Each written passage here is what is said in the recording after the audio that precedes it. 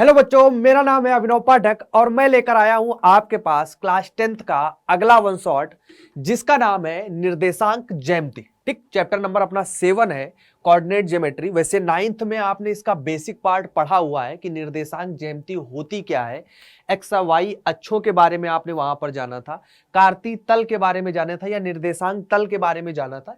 ये सब छोटी छोटी जानकारी आप क्लास 9th में इसके बारे में ले चुके हो। ठीक, उसी के आगे का वर्जन हमें यहाँ पर पढ़ना है। बेसिकली निर्देशांक ज्यामिति में हमें अगर हमने देखा जाए तो ये चैप्टर बहुत ही आसान है, बेहद आसान है। केवल 2 फार्मूलों पर पूरा चैप्टर है और एक पूरी यूनिट है। एक यूनिट के अंदर केवल एक ही चैप्टर है निर्देशांक ज्यामिति में, केवल एक पूरी यूनिट है। और इस यूनिट से अगर हम बात करें तो पहले इंपॉर्टेंट बात बता लें, अगर तो 5 से 7 नंबर का आना ही है, कंफर्म है कि 5 से 7 नंबर का आएगा।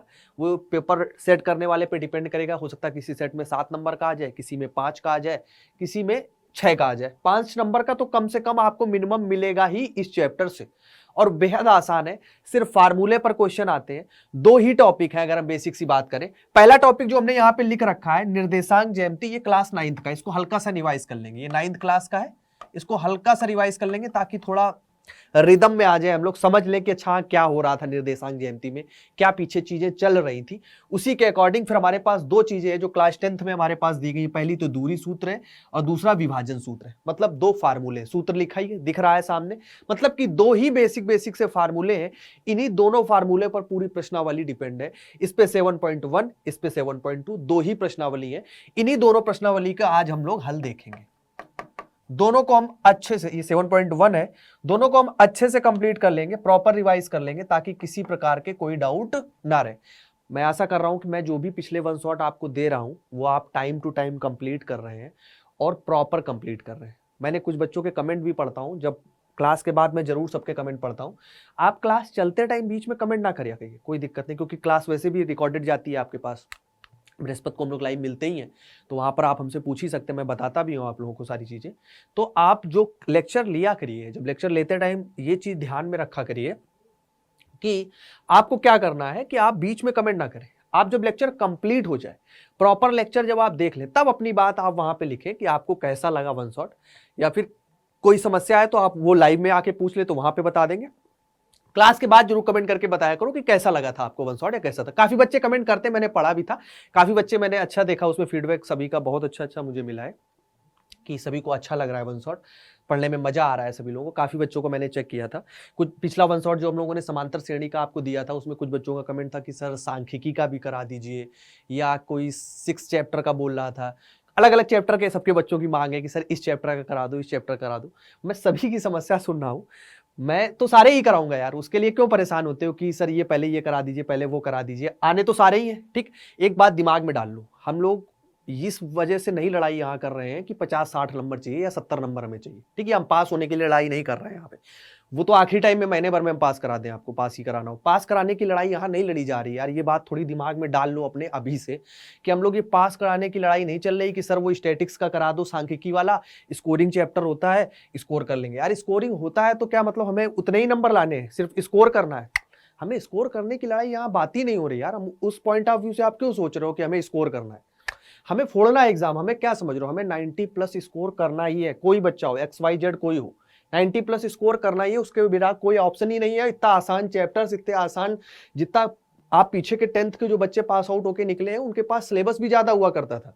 जो पहले 1-2 साल आप पहले देखोगे, हम लोगों के समय में और ज्यादा होता था, उसके बाद थोड़ा कम हुआ, थोड़ा कम हुआ। इस टाइम सिलेबस इतना कम है कि आप आराम से स्कोर कर सकते हो, अगर थोड़े से भी आप अपने प्रति सीरियस हो। थोड़ा सा जो बच्चा सीरियस होगा वो अब आराम से 90 नंबर स्कोर करेगा, कोई दिक्कत की बात नहीं। जो ज्यादा अच्छा एकदम बिल्कुल ताबड़तोड़ करेगा वो 95+ जाएगा, कंफर्म है, गारंटी है। बस मन से पढ़ाई करना है, मन से लेक्चर लेना, ज्यादा मेहनत की जरूरत ही नहीं यार। टाइम टू टाइम आप लेक्चर अपने कंप्लीट करो, लेक्चर के प्रति सीरियस रहो, बहुत ज्यादा सेल्फ स्टडी की भी जरूरत नहीं पड़ेगी और आप 90 नंबर आप आराम से ला सकते हो अगर क्लास में आप फोकस्ड हो, प्रॉपर क्लासेस आप देखते हो, प्रॉपर वन शॉट आप कंप्लीट करते हो। आपको बैठने की आदत है कि आप 2-2.5 घंटे तक लगातार बैठ सकते हो पढ़ने के लिए। कुछ बच्चों की आदत होती है वो 15-20 मिनट ही बैठ पाते हैं और फिर वहां से उठने लगते हैं। तो अपने आप को थोड़ा पुश करो, अपने आप की बॉडी को पुश करो कि हम अपनी बैठने की शक्ति को बढ़ा सके। थोड़ा थोड़ा कहीं पे हम ये सब चीजें पुश करेंगे तभी हम आगे जाके कुछ अच्छा कर पाएंगे। अभी से आदत डालनी पड़ेगी। अभी चैप्टर थोड़े छोटे हैं, जब हम 11th और 12th में पहुंचेंगे वहां चैप्टर थोड़े बड़े बड़े मिलेंगे। वहां तो 3 घंटे का वन शॉट होगा, 3.5 घंटे का वन शॉट होगा। तो अभी से हम थोड़ी आदत डालेंगे कि नहीं सर हमने 10th में ही अच्छी से आदत डाल ली थी, तो हमें और मजा आ रहा है, 11th 12th में हम और अच्छा कर पाएंगे। तो हमें अभी 10th से लेके 12th तक 3-4 साल जम के पढ़ाई करनी है, तभी हमारा फ्यूचर अच्छा होगा ना। तो इसलिए सबसे इंपॉर्टेंट बात ये समझ लो, मैं सारे वन शॉट आप कराऊंगा, बिल्कुल परेशान ना हो। सारे चैप्टर्स के वन शॉट कराऊंगा। और हम लोग मार्क्स के लिए जो बात करें तो हम ये 50, 60 या 70, 80 नंबर की लड़ाई नहीं कर रहे हैं, हम 90+ के लिए स्कोर करने की लड़ाई लड़ रहे हैं। तो उसी हिसाब से हमें पढ़ाई करनी है, उसी हिसाब से मैं आपको पढ़ा रहा हूँ। आपने जिसने भी पिछले वन शॉट कंप्लीट किए होंगे, जिसने भी मन से कंप्लीट किया होगा, वो अपने सोच कर, अपने देख के अपना बताएगा, जरूर मुझे वो फीडबैक देगा कि उसे वो कैसे वन शॉट लगे थे। उसे लगा होगा कि अगर उसने मन से देखे होंगे, मन से वो लेक्चर कंप्लीट किए होंगे। हमें डिटेल लेक्चर पहले से पता हो तब वन शॉट देखें तो ज्यादा मजा आएगा। ठीक, इस वजह से, क्योंकि ऐसा नहीं होता कि वो केवल वन शॉट पढ़कर ही आप 90+ स्कोर कर दें या 90 से ज्यादा स्कोर कर दें। ये सच बात है, उसमें कंफर्म बात है, उसमें कोई शक की बात नहीं। लेकिन ये है कि आपने जिसने भी लेक्चर्स वो थोड़ा डिटेल में देखे हैं, उसके बाद वो वन शॉट देखेगा तो उसको ऐसा लगेगा सब चीजें हलवा हैं, एकदम हम कर लेंगे, पूरा रिवाइज हो गया। ठीक है, वैसे मैं कोशिश करता हूं कि जिसको थोड़ा सा भी कम आइडिया है, बहुत कम समझ में आया डिटेल लेक्चर में, वो वन शॉट में काफी चीजें हद तक समझ ले। और मैं वो पूरी कोशिश करता हूं, क्योंकि मैं सारी चीजें कवर कराता हूं, हर टाइप के कॉन्सेप्ट कवर कराता हूं, और थोड़ा आराम आराम ही चलता हूं, डिटेल में चलता हूं। थोड़ा लेक्चर बड़ा हो जाए लेकिन मैं डिटेल में चलता हूं।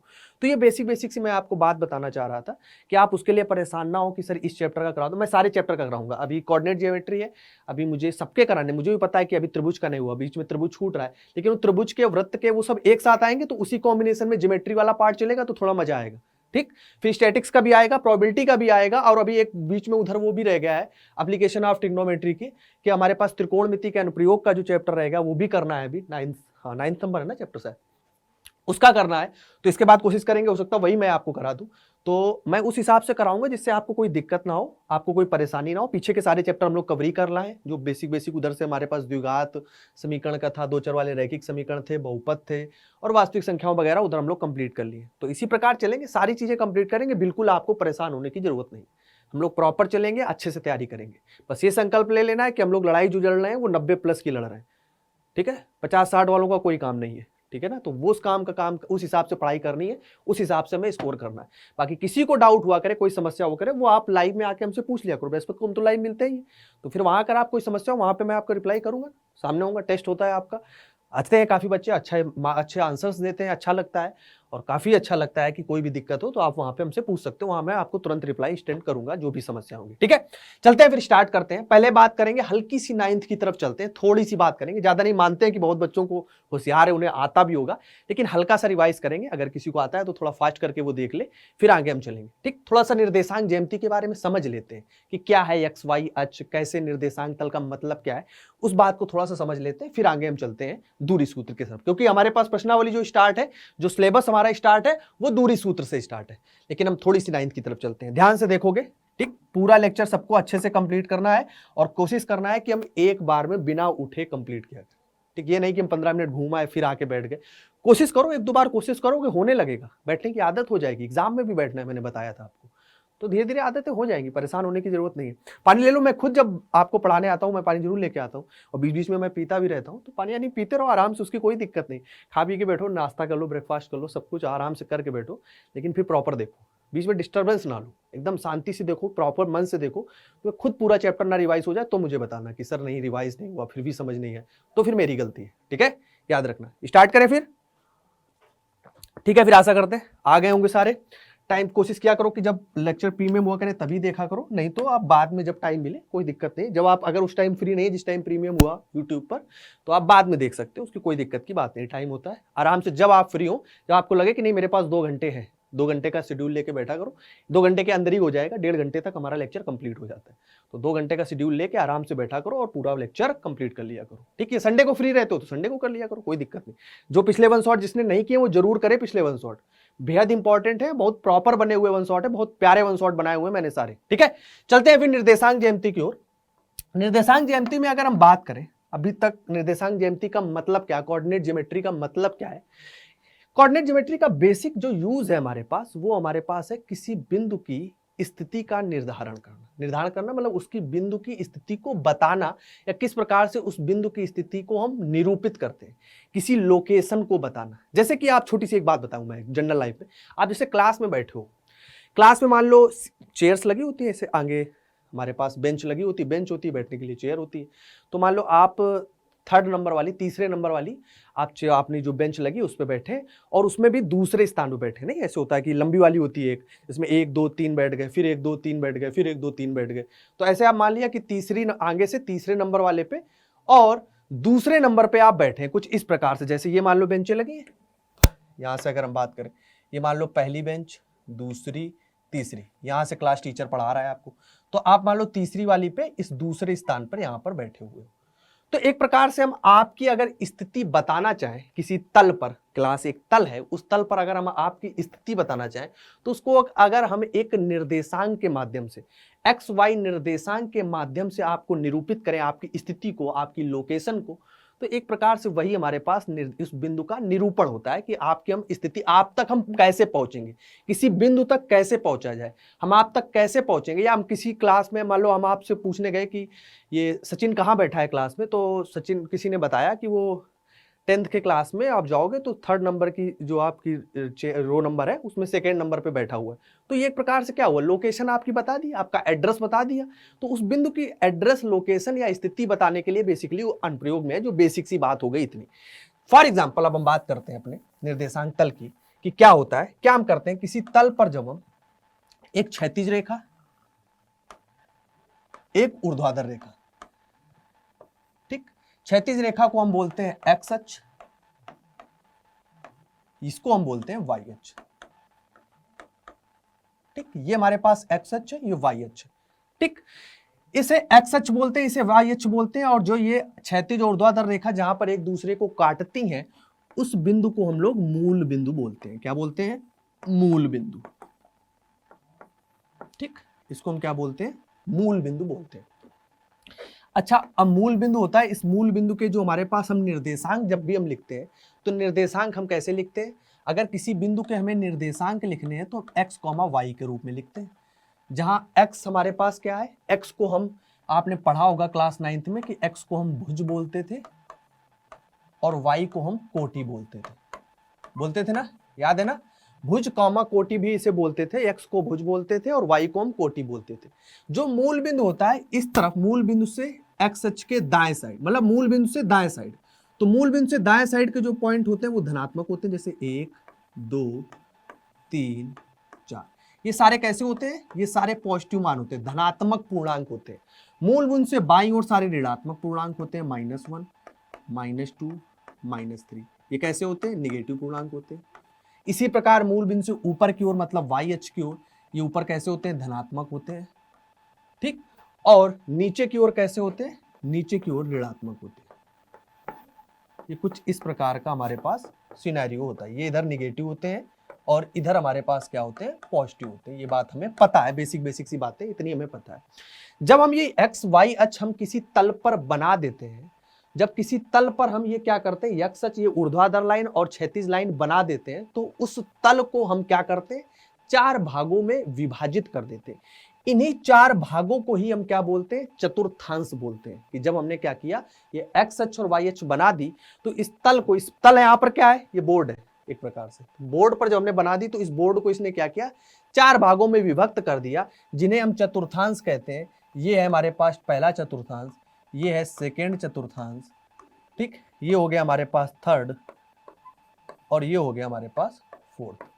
तो हम क्या करते हैं, यहाँ पर चतुर्थांश में इसे विभाजित कर देते हैं। ये फर्स्ट चतुर्थांश हो गया, ये सेकेंड, ये थर्ड, ये फोर्थ चतुर्थांश हो गया, ठीक।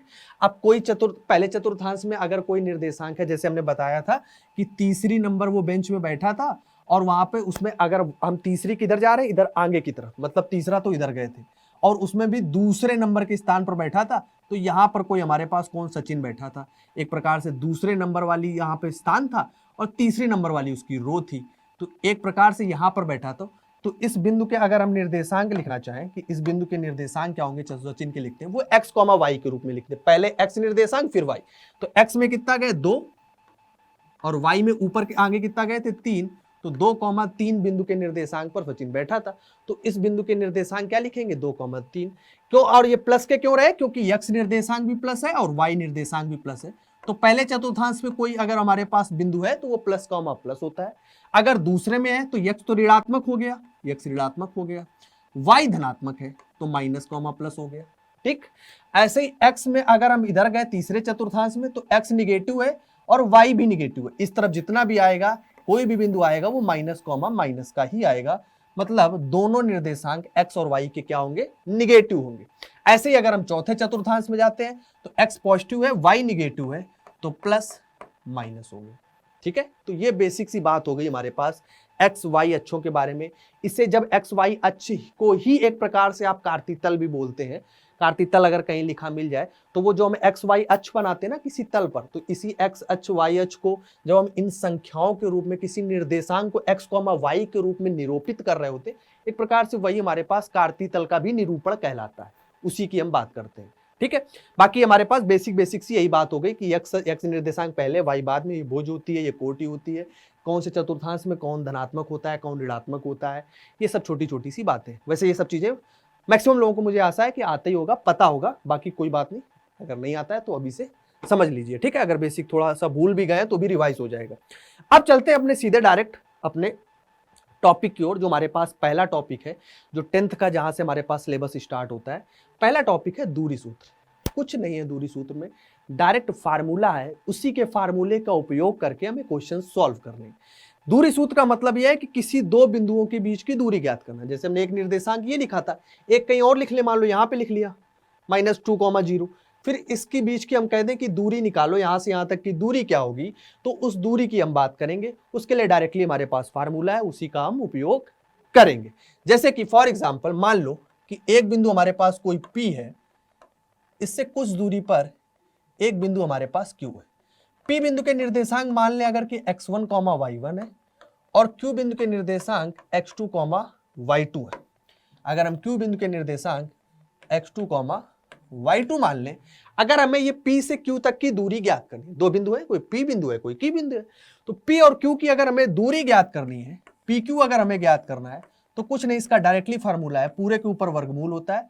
पहले हम x के गुणांकों को घटा लेते हैं, उनका वर्ग कर लेते हैं, x2 - x1 का whole square plus y2 - y1 का होल स्क्वायर। डायरेक्ट आपको फार्मूला लर्न रखना है और कुछ नहीं काम करना है। ये हमारे पास दूरी सूत्र होता है, इसी को हम बोलते हैं दूरी सूत्र। PQ बराबर अंडर रूट के अंदर x2 - x1 का whole square plus y2 - y1 का होल स्क्वायर। पहले हम x गुणांकों को घटा लेते हैं, फिर y गुणांकों को घटा लेते हैं, दोनों का वर्ग करके जोड़ देते हैं और पूरे पर अंडर रूट लगा होता है, वही हमारे पास दूरी सूत्र होता है। समझ गए इतनी सी बात। फार्मूला नहीं लर्न है अभी भी तो लर्न कर लो, अभी टाइम है, अब लेट नहीं करना है। सबको ये फार्मूला दिमाग में एकदम रटा होना चाहिए, ये चीज याद रखना। अब इसके उपयोग पर हम कुछ क्वेश्चन कर लेते हैं। बेसिक से क्वेश्चन है, बन जाते हैं, 1-1.5-2 नंबर में क्वेश्चन आ जाता है अक्सर। कि जैसे हमारे पास कोई भी ये पहला क्वेश्चन अगर देखें, कह रहा बिंदुओं में निम्नलिखित युग्मों के बीच की दूरियां ज्ञात करो। युग्म मतलब जानते हैं ना, युग्म तो भूले तो नहीं, दो चर वाले रैखिक समीकरण युग्म पढ़े थे हमने। वहां पर क्या होता है, युग्म जब भी आता था वहां पे दो समीकरण हो जाते। युग्म मतलब ही होता है दो, जोड़ा, पेयर। तो यहां पर दिख रहा है कि एक ये बिंदु एक ये बिंदु, तो ये दो बिंदु हो गए, एक ये बिंदु एक ये बिंदु, ये भी दो बिंदु हो गए। इन दो बिंदुओं के बीच की दूरी, इन दो बिंदुओं के बीच की दूरी, दोनों की हमें यहां पर क्या करना है, दूरियां ज्ञात करनी है।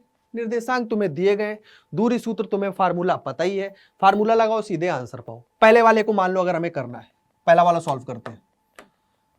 फर्स्ट वन क्या है, हमें दूरी सूत्र पहले हम लिख लेते हैं, फिर डायरेक्ट हम सीधा सॉल्व करने लगेंगे। हमें दूरी सूत्र क्या पता है, दूरी सूत्र एक बार लिख लेते हैं, फिर उसी के अकॉर्डिंग सॉल्व करते रहेंगे। x2 - x1 का whole square plus y2 - y1 का होल स्क्वायर। हमने दूरी सूत्र लिख दिया। अब सीधे यहां पे फार्मूले में वैल्यू रखने लगो। पहले वाले का निकाल लें, x2 यहां से 4 - 2 का होल स्क्वायर। ये तो पता है ना, कोई दिक्कत तो नहीं कि इसको हम x1, y1 मान ले रहे हैं, इसको हम x2, y2 मान ले रहे हैं।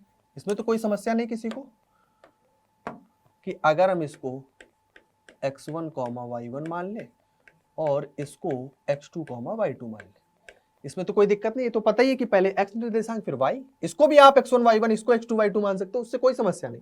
ये नहीं सोचना कि इसी को मानना है, कोई दिक्कत नहीं। आप जो उचित लगे आप उस तरीके से मान लो। प्लस y2 माइनस y1 का होल स्क्वायर 1 माइनस 3 का होल स्क्वायर। निकाल दो दूरी, जिसको देखो आता है वो साथ साथ करता चलेगा। जिसको ये चीजें बहुत आसान लग रही हैं, सर लग रहा है क्या हलवा पढ़ा रहे हो सर, क्यों पढ़ा रहे हो, ये तो हमें आता है, हमें सब बेसिक सी चीजें, ये सब चीजें हमें आती हैं, सर ये वाला चैप्टर करा दो। जिसको आता है ना उस, ये नहीं सोचा करो कि सर हमें आता है तो हम ये नहीं, अगर आता है तो अच्छी बात, आपके पास अभी टाइम है ना, तो आप साथ में करते हुए चलो ना, आपकी प्रैक्टिस होगी, कैलकुलेशन फास्ट होगी। कैलकुलेशन कैसे फास्ट होती है? बार बार प्रैक्टिस करने से। कैलकुलेशन फास्ट करने का तरीका यही, और कोई उसमें मंत्र नहीं है या कोई फार्मूला नहीं है उसका, सिर्फ एक्सरसाइज, रोज की प्रैक्टिस ही आपकी कैलकुलेशन जो होगी वो तेज करती जाएगी, फास्ट करती जाएगी। तो आप जैसे आपको आता है तो आप कॉपी पेन लेकर बैठिए साथ में जब मैं पढ़ा रहा हूँ। और मैं वैसे भी बहुत धीरे धीरे पढ़ाता हूँ, आपको पता है, हो सकता है कुछ बच्चे बोर होने लगते हो कि सर बहुत धीरे पढ़ाते हो, लेकिन मैं कोशिश करता हूँ कि सारे बच्चे, क्योंकि मैं एक बच्चे के लिए नहीं सारे बच्चों के लिए हूँ, सभी बच्चों को समझ में आके जाए तो फिर विकास की बात बनती है। तो इसलिए साथ साथ करते हुए चला करो, तुम लोग कॉपी में साथ साथ लगाते हुए चला करो, ताकि सबकी वो भी प्रैक्टिस होती रहे और कैलकुलेशन भी उसकी स्ट्रांग होती रहे। करते रहो अपना। 4 माइनस 2 का होल स्क्वायर हो जाएगा, 4 माइनस 2 2 का होल स्क्वायर, 1 माइनस 3 मतलब माइनस 2 का होल स्क्वायर। तो ये हमारे पास कितना आ जाएगा, 2 दूना 4 प्लस 4, ये हो जाएगा अंडर रूट 8। अंडर रूट 8 को हम 2 रूट 2 लिख सकते हैं, कोई दिक्कत नहीं, तो इसको 2 रूट 2 हमने लिख दिया। अब यूनिट नहीं दिया जाया करे तो आप इसको 2 रूट 2 इकाई भी लिख सकते हो। हमें नहीं पता कि दूरी है ना, तो इसको 2 रूट 2 इकाई लिख दोगे तो भी अच्छा लगेगा, कि बच्चों को पता था कि दूरी मतलब कोई यूनिट तो नहीं, हमें पता है कि मीटर में है, सेंटीमीटर में, तो हमने इकाई लिख दी कि कुछ भी हो सकती है, इकाई की जगह वो मीटर भी हो सकती है, सेंटीमीटर भी हो सकती है, मिलीमीटर, कुछ भी हो सकती है। ठीक है, तो ये हमारे पास 8 आ गया। 8 को हम 2 रूट 2 लिख सकते हैं ना, 2 दूना 4 दूना 8, इसलिए हमने इसको 8 रूट 8 को 2 रूट 2 लिख दिया। ठीक, ये तो बात समझ में आता है ना, 2 रूट 2 इसको कैसे लिखते हैं, बच्चे कंफ्यूज रहते हैं। 8 को क्या लिख सकते हैं, 4 गुणे 2 लिख सकते हैं अंडर रूट के अंदर। अब अंडर रूट 4 की वैल्यू क्या होती है, 2, तो 2 बाहर कर लिया, रूट 2 ऐसे ही छोड़ दिया, तो 2 रूट 2 इसको लिख दिया। इसी प्रकार हम दूसरा वाला निकाल लेते हैं, सेकेंड वाला निकाल दो। सेकेंड वाले में भी दूरी सूत्र हमें पता ही है, उसी फार्मूले में सीधे वैल्यू रखते हैं। ठीक, x2 माइनस x1 का होल स्क्वायर, तो -1 माइनस 5 का होल स्क्वायर, -1, देखो माइनस के चिन्ह का देखो बहुत उपयोग रखना, इसमें तो अभी प्लस प्लस के थे, अब -1 है, -5 है, बीच में माइनस पहले से आता है, वो माइनस लगा दो, फिर -5 का होल स्क्वायर। ये बात क्लियर हुई, -1 फिर माइनस x2 माइनस x1, फिर x1 -5 तो -5, फिर इनका होल स्क्वायर। ठीक, ऐसे ही plus y2 minus y1, 3 minus y1 क्या है हमारे पास, y1 हमारे पास क्या, x2 माइनस x1 का होल स्क्वायर, y2 हमारे पास 3 है, 3 माइनस 7 का होल स्क्वायर, 3 माइनस 7 का होल स्क्वायर। ठीक, तो यहां से हो जाएगा, ये हो गया -1, ये माइनस माइनस हो गया प्लस, प्लस का 5 होल स्क्वायर, ये हो गया 3 माइनस 4, 3 माइनस 7 का होल स्क्वायर। फिर नीचे आ जाओ, स्टेप बाइज चलेंगे, कोई दिक्कत नहीं। ये हो गया -1 प्लस 5 4 का होल स्क्वायर, ये हो गया 3 माइनस 7 मतलब -4 का होल स्क्वायर। ठीक, तो ये हो गया हमारे पास 4 चौको 16, ये भी हो गया 4 चौको 16, माइनस का स्क्वायर प्लस हो जाएगा, माइनस का कुछ भी नहीं आने वाला, माइनस होएगा भी तो भी स्क्वायर होके वो प्लस हो जाएगा। 16 और 16 हो गया हमारे पास 32। ठीक, 32 को हम क्या लिख सकते हैं, 16 दूना 32, तो 16 गुणे 2। 16 किसका हमारे पास वर्गमूल होता है, 16 जो जिसका एक वर्गमूल होता है उसको निकाल लेते हैं, 16 किसका है, 4 का, तो सीधे इसको हम लिख लेते हैं 16, तो 4 हो गया बाहर, अंडर रूट 2 बच गया, और इसको हम इकाई लिख देते हैं मात्रक के लिए, बस आंसर हो गया। आसान आसान क्वेश्चन एकदम, 4 रूट 2 इकाई इसका आंसर हो जाएगा। ठीक है, सॉल्व देखो यहां पर छोड़ देंगे सर तो क्या गलत होगा, बहुत बच्चों का प्रश्न रहता है कि रूट 8 पे छोड़ देंगे, रूट 32 पे छोड़ देंगे तो क्या गलत होगा, नहीं गलत नहीं होगा, एकदम रॉन्ग नहीं होगा, हो सकता है पूरे मार्क्स भी मिले आपको, कोई दिक्कत की बात नहीं उसमें, क्योंकि ऐसा होता है ना कि वो अपना एग्जामिनर बाय एग्जामिनर डिपेंड करता है, कि वो हो सकता है चेक करने में ये देख रहा हो कि इसमें ऐसा बदला है या नहीं बदला है, इसको बदल के लिखा है नहीं, वो उसकी माइंड पे डिपेंड करता है वो कैसा बैठा था चेक करने वाला कॉपी। तो अगर आप आता है आपको तो कोशिश करिए कि आप इस रूप में लिख के आइए।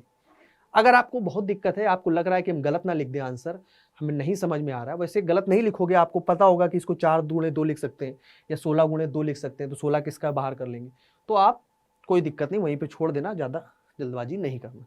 ठीक है, लेकिन कोशिश कर लो, अभी तो टाइम है, अभी हम सीख सकते हैं तो सीखते हैं। ये हो गया पहला क्वेश्चन, हमें डायरेक्ट दूरी सूत्र हमने लगाया, डायरेक्ट आंसर पा गए। इसी में अगला क्वेश्चन करते हैं, अलग अलग प्रकार के क्वेश्चंस लगाएंगे। दूसरा क्वेश्चन कह रहा है निर्धारित कीजिए कि क्या बिंदु 1,5, 2,3 और -2,11 संरेखी हैं।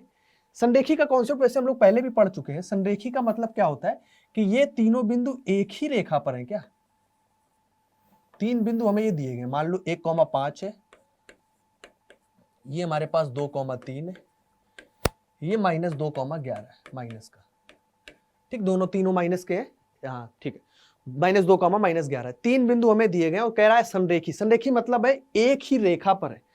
तो अब दूरी सूत्र का हमें उपयोग करना पड़ेगा, क्योंकि वही सूत्र अभी पढ़े हैं। दूरी सूत्र के उपयोग के माध्यम से हमें यह सिद्ध करके बताना है, या हमें यह जांचना है, सिद्ध तो नहीं करना है, केवल जांचना है, निर्धारित कीजिए, निर्धारण करना है, देखना है कि यह संरेखी है या नहीं।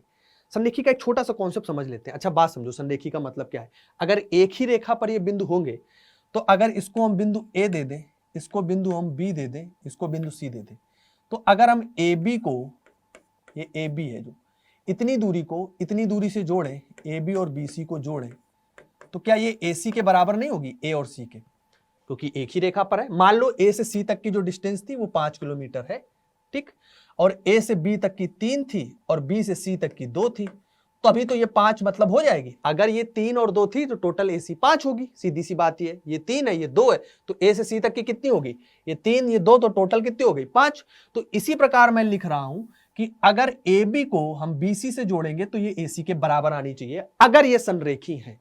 और जैसे ये संरेखी नहीं होंगे, मतलब जैसे ए बिंदु तो यहां पर था, एक यहां पर था, एक थोड़ा सा नीचे हो गया, ये मान लो ये हो गया सी बिंदु, एक ही रेखा पर अगर नहीं होंगे, तब की हम बात कर रहे हैं, तो ये एक त्रिभुज बना लेंगे।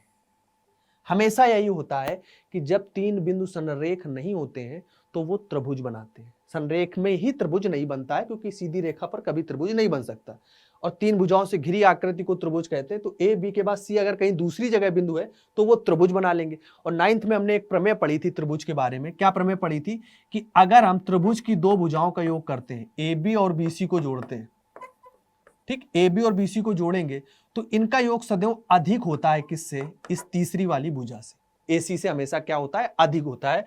अगर हम ए बी और बी सी को जोड़े तो हमेशा ये ए सी से अधिक आता है, मतलब ये वैल्यू ज्यादा आएगी, जबकि यहां पर ये इक्वल आती है, बराबर। तो अगर इक्वल आ गई तो कह देंगे संरेख है, और अगर ज्यादा आ गई तो हमें उसकी बात ही नहीं करना, हम सीधे कह देंगे संरेख नहीं है, हमें त्रिभुज के बारे में तो कोई बात करनी नहीं है, तो हम सीधे बोल देंगे कि वो संरेख नहीं है। पहले साइड में एक स्थिति लिख देता हूं, यहां पर मैं एक स्थिति लिख देता हूं ताकि आप लोगों को दिमाग में याद रहे कि यदि, लिख देता हूं पहले, यदि A B plus B C बराबर ए सी आया तो बिंदु संरेख होंगे। ठीक, ये कंडीशन आपको याद रखनी, पता होना चाहिए कि ए बी और बी सी को अगर जोड़े तो वो ए सी के बराबर आना चाहिए। ए बी, बी सी और ए सी हम निकाल सकते हैं। उसके लिए दूरी सूत्र है कि ए से बी तक की दूरी, बी से सी तक की दूरी और ए से सी तक की दूरी, तीनों दूरियां आराम से निकाल लेते हैं। आपके पास फार्मूला है, पहले मैं एक बार फार्मूला यहां पर लिख देता हूं, जो दूरी सूत्र का हमारे पास फार्मूला है दूरी का, वो क्या फार्मूला है सर, x2 माइनस x1 का होल स्क्वायर। फार्मूला लिख लेना हर बार, एक बार तो ऊपर लिख ही देना, फिर आप फार्मूले यूज करते रहना, कोई दिक्कत की बात नहीं।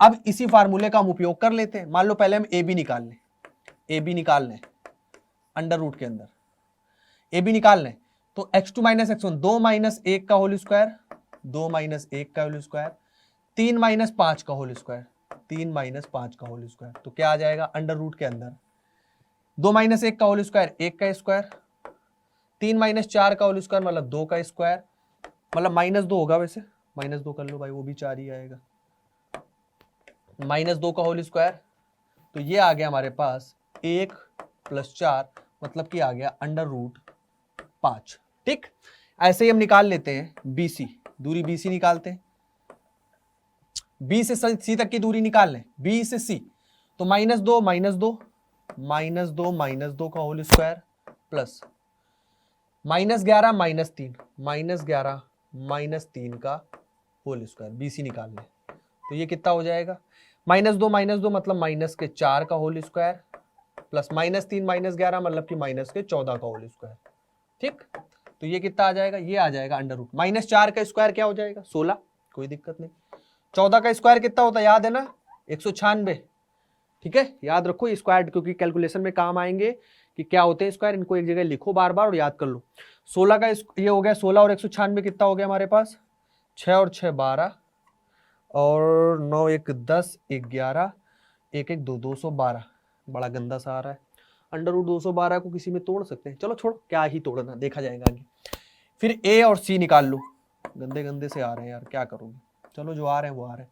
ए और सी को निकालते हैं। -2 -1 का होल स्क्वायर, -2 -1 का होल स्क्वायर प्लस -11 -5 का होल स्क्वायर, -11 -5 का होल स्क्वायर। तो क्या आ जाएगा, -2 -1 का होल स्क्वायर मतलब -3 का स्क्वायर, -16 का होल स्क्वायर। तो ये कितना हो जाएगा, 3 का स्क्वायर 9, 16 का स्क्वायर कितना होता है 256, तो 256 और 9 हो गया 265, तो 265। ये भी गंदा है, कहीं से नहीं दिख रहा है, कहीं से हमें नहीं दिख रहा है। अगर हम ए बी और बी सी को जोड़ेंगे तो हमें AC मिल जाएगा। अंडर रूट 212 में अंडर रूट 5 जोड़ेंगे तो अंडर रूट 265 मिल जाएगा, किसी तरीके से संभव नहीं है। अतः हम क्या लिखेंगे कि AB plus BC does not equal to AC। अतः यहां पे लिख दो, अतः AB plus BC does not equal to AC। अगर ये AC के इक्वल होते तो बिंदु संरेख होंगे, लेकिन ये AC के इक्वल नहीं है, लिख देंगे बिंदु, यहां पे पहले चूंकि लिख दो, फिर यहां पे लिखना अतः। चूंकि AB plus BC does not equal to AC, अतः बिंदु A, B तथा C संरेख नहीं है। जो हमने बिंदु माने थे वो संरेख नहीं। बस यही आपका आंसर है, यही राइट आंसर है। इंपॉर्टेंट क्वेश्चन है, क्योंकि पहले संरेख प्रूव करने के लिए आगे 7.3 एक्सरसाइज हुआ करती थी, त्रिभुज के क्षेत्रफल वाला एक चीज और हुआ करती थी, उसमें संरेख थोड़ा आसान था प्रूव करना। लेकिन अब 7.3 नहीं है, कोर्स से हटा दी गई सिलेबस से, इसलिए ये इंपॉर्टेंट हो जाता है क्वेश्चन, क्योंकि इसके आने के चांस बढ़ जाएंगे और इसी फार्मूले से करने पड़ेंगे, वो फार्मूला वहां पे लगा नहीं सकते। तो बस ये फार्मूला वैसे आसान है, दूरी सूत्र आपको पता ही है, आप दूरी सूत्र लगा दो। अगर ए बी और BC कोई भी 3 बिंदु दिए गए हो, उनके 2 अलग अलग बिंदुओं जोड़ के और उसका AC के अगर इक्वल आ जाएगा तो हम कह देंगे संरेख है, अगर नहीं आएगा तो संरेख नहीं। बाकी नहीं आया क्यों नहीं आया उससे मैं क्या लेना देना, नहीं है तो नहीं है, बस संरेख नहीं होंगे।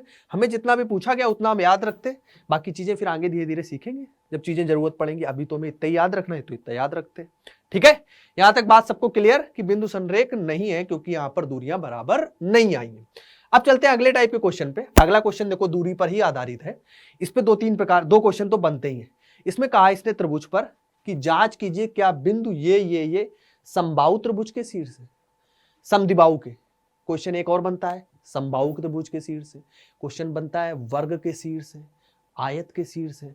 इस प्रकार का क्वेश्चन इस पे पक्का ही एक आता है, पक्का ही आएगा। यहाँ पे मैंने समद्विबाहु का लिया है, तो हमें बस सीधे प्रॉपर्टी पता होना चाहिए उस चीज के बारे में कि समबाहु त्रिभुज क्या होता है, समद्विबाहु त्रिभुज क्या होता है या वर्ग क्या होता है। इसी पर क्वेश्चन वो बनाता ही है। अगर हमसे समद्विबाहु त्रिभुज पूछा है तो यहाँ पर क्या प्रॉपर्टी लग सकती है? सर समद्विबाहु त्रिभुज में हम ये जानते हैं कि सर इसकी कोई भी 2 भुजाएं क्या होती हैं, बराबर होती हैं। अगर कोई भी 2 भुजाओं की अगर हम दूरी निकालेंगे, जैसे हमने इसको A बिंदु दे दिया, इसको B बिंदु दे दिया, इसको C, किसी को ABC दे सकते हो, उसके लिए परेशान ना होना। ये 5, -2 है, ये 6, 4 है, ये 7, -2 है। तो किन्हीं भी 2 भुजाओं की अगर दूरी या 2 भुजाओं की दूरी मतलब 2 भुजाओं की लंबाई, यहाँ भुजाओं की लंबाई की बात होगी, दूरी या लंबाई एक ही बात है यहाँ पर। तो भुजाओं की लंबाई अगर बराबर आ गई तो हम कह देंगे समद्विबाहु है। अगर यहाँ पे समबाहु का पूछता तो तीनों भुजाएं बराबर होती, सीधी सी बात है। अगर 2 भुजाएं बराबर निकल आई तो समद्विबाहु प्रूव हो जाएगा, तीनों बराबर निकल आई समबाहु प्रूव हो जाएगा।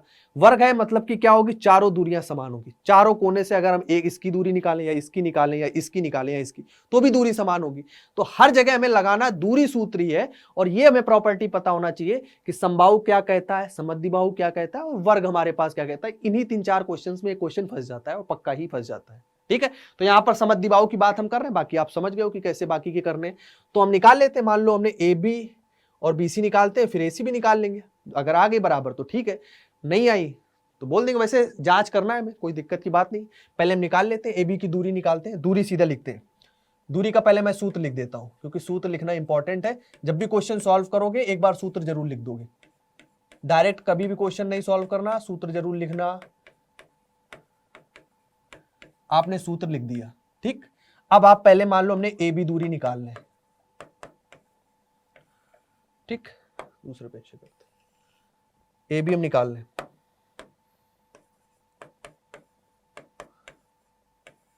ए बी निकालो भाई, ए से बी तक की दूरी, ए से बी तक की 6 माइनस 5 का होल स्क्वायर, 6 माइनस 5 का whole square plus y2 minus y1 4 minus minus plus का होल स्क्वायर। तो कितना आ जाएगा ये आ जाएगा यहां से 1 का होल स्क्वायर, 4 और 2 6 का होल स्क्वायर।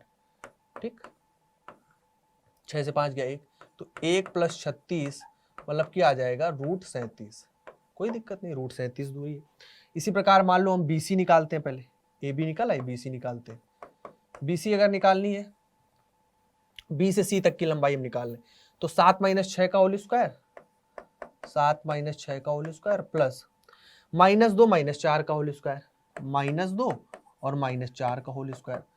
तो ये कितना आ जाएगा, 7 माइनस 6 का होल स्क्वायर 1 का स्क्वायर और -2 माइनस 4 मतलब -6 का होल स्क्वायर। तो ये कितना आ जाएगा 1 और 6 रंग 36, ये भी देखो √37 आ गई।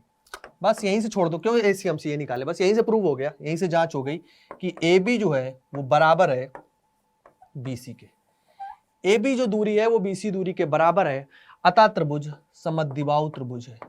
अतः त्रिभुज, क्योंकि दो भुजाएं इसकी बराबर होनी चाहिए, सीधी सी बात ही है।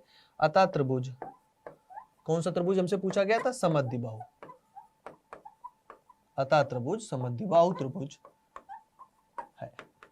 बस बेहद आसान क्वेश्चन है। अब ये क्वेश्चन कैसे गलत कर सकते हो, चाह के भी तुम गलत नहीं कर पाओगे कि हम चाहें सर क्वेश्चन गलत कर दें, लेकिन कैसे गलत करोगे, इतने आसान से क्वेश्चन है। आपने त्रिभुज बनाया, अगर समबाहु को पूछ रहा होता तो एक ये और निकाल लेते, ऐसी भुजा देख लेते कि अगर ये बराबर, वैसे यहाँ नहीं आएगी बराबर, ऐसी निकालोगे तो नहीं आएगी, क्योंकि समद्विबाहु की ही जांच करनी, तो समद्विबाहु ही है यहाँ पर। ऐसी निकाल के आप दिखा भी सकते हो कि ऐसी नहीं आ रही, बाकी अगर 2 लेकर बराबर दिखा दिए तो यही आपका आंसर सही है, कोई जरूरी नहीं है आप ऐसी निकाल कर दिखाओ।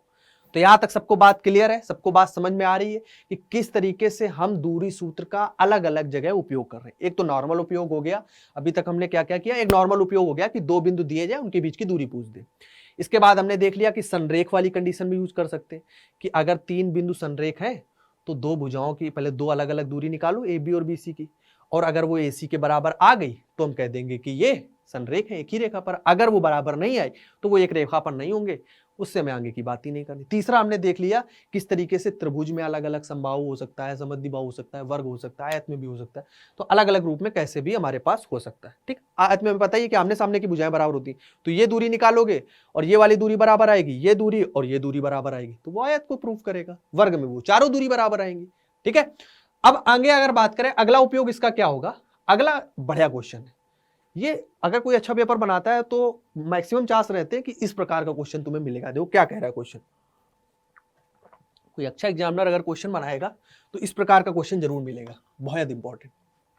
कह रहा है y का वह मान ज्ञात कीजिए जिसके लिए बिंदु 2,-3 और q 10, y के बीच की दूरी 10 मात्रक है। इसने 2 बिंदु तो दिए, 2 बिंदु में इसने एक निर्देशांक देखो नहीं दिया, y लिख दिया यहां पर, लेकिन बीच की दूरी दे दी। क्या कहा उसने, मान लो एक बिंदु यहां पर कोई P था, ये एक बिंदु Q था। ठीक, P बिंदु के निर्देशांक उसने दिए 2,-3 और Q बिंदु के इसने निर्देशांक दिए 10, y, और इनके बीच की दूरी दे दी कि 10 मात्रक की इनके बीच की दूरी है। ठीक, अब ये y निर्देशांक निकालने को कह रहा है कि y निर्देशांक क्या रहा होगा जब ये दूरी 10 मात्रक होगी। फार्मूला वही हमें उपयोग करना है, बस इस बार हम देखते हैं क्या करना है, देखो अभी समझ में आ जाएगा। मान लो हमने दूरी सूत्र लगाया, दूरी सूत्र क्या कहता है सर, दूरी सूत्र ये कहता है कि यहां पर आप x2 माइनस x1 का whole square plus y2 minus y1 का होल स्क्वायर अंडर रूट के अंदर लिखा आपने। तो यहां से मान लो हमें PQ निकालना है, तो PQ बराबर आपने लगाया, तो PQ बराबर आप क्या लगाओगे, PQ बराबर आप लगाओगे x2 माइनस x1 बाई कहां पे 10 माइनस 2 का होल स्क्वायर, 10 माइनस 2 का होल स्क्वायर, और y माइनस माइनस प्लस हो जाएगा 3 का होल स्क्वायर। ठीक, y माइनस लगाएंगे और ये -3, तो y प्लस 3 का होल स्क्वायर। PQ हमें कितना दिया गया, ये 10 दिया गया है, और ये अंडर रूट के अंदर कितना हो गया 10 माइनस 2 मतलब कितना हो गया 8 का स्क्वायर। ठीक, प्लस y2 की वैल्यू नहीं रखी, अच्छा ये लिखा तो y प्लस 3 का होल स्क्वायर, तो ये इसको ऐसे रहने दो y प्लस 3 का होल स्क्वायर। ये हमारे पास क्या हो गई, ये यहाँ पर हमारे पास कंडीशन बन गई कि यहाँ से 10 बराबर हो गया अंडर रूट के अंदर 8 स्क्वायर प्लस y प्लस 3 का होल स्क्वायर। अगर हम इस अंडर रूट को इधर भेज देते हैं कोई दिक्कत नहीं, हम अंडर रूट को क्या करते हैं इधर भेज देते हैं, तो इधर स्क्वायर लग जाएगा, तो 10 का इधर हो जाएगा स्क्वायर इक्वल टू 8 का स्क्वायर खोल देते हैं भाई 64 हो गया, y प्लस 3 का होल स्क्वायर खोलेंगे तो y स्क्वायर, 3 का स्क्वायर 9 और ये हो जाएगा 2y, ठीक 6y, 3 दूना 6, तो ये हमारे पास क्या आ जाएगा, ये हमारे पास आ गया 6y। यहाँ तक तो बात कोई दिक्कत नहीं है भाई। 10 का स्क्वायर हो गया हमारे पास 100, 64 और 9 कितना हो जाएगा हमारे पास, 64 और 10 होता है 74, मतलब कि 73 प्लस का y स्क्वायर प्लस का 6y। दो घात समीकरण बन गया भाई एक तो ये। चलो कोई दिक्कत नहीं, 73 को उस साइड ले जाते हैं तो 100 माइनस का 73 बराबर हो गया y स्क्वायर प्लस का 6y। ये हमारे पास कितना बचा, 73 और 7 हो गया 80, मतलब कि 27 बचा, 7 3 10 और 7 2 9 1 10 हो जाएगा y स्क्वायर प्लस 6y। 27 को इस साइड ले लेते हैं तो y square plus 6y minus 27 equal to 0। y के दो मान आने वाले हैं, y के दो मान आएंगे कोई दिक्कत नहीं, गुणनखंड करना पड़ेगा, कर लेते हैं।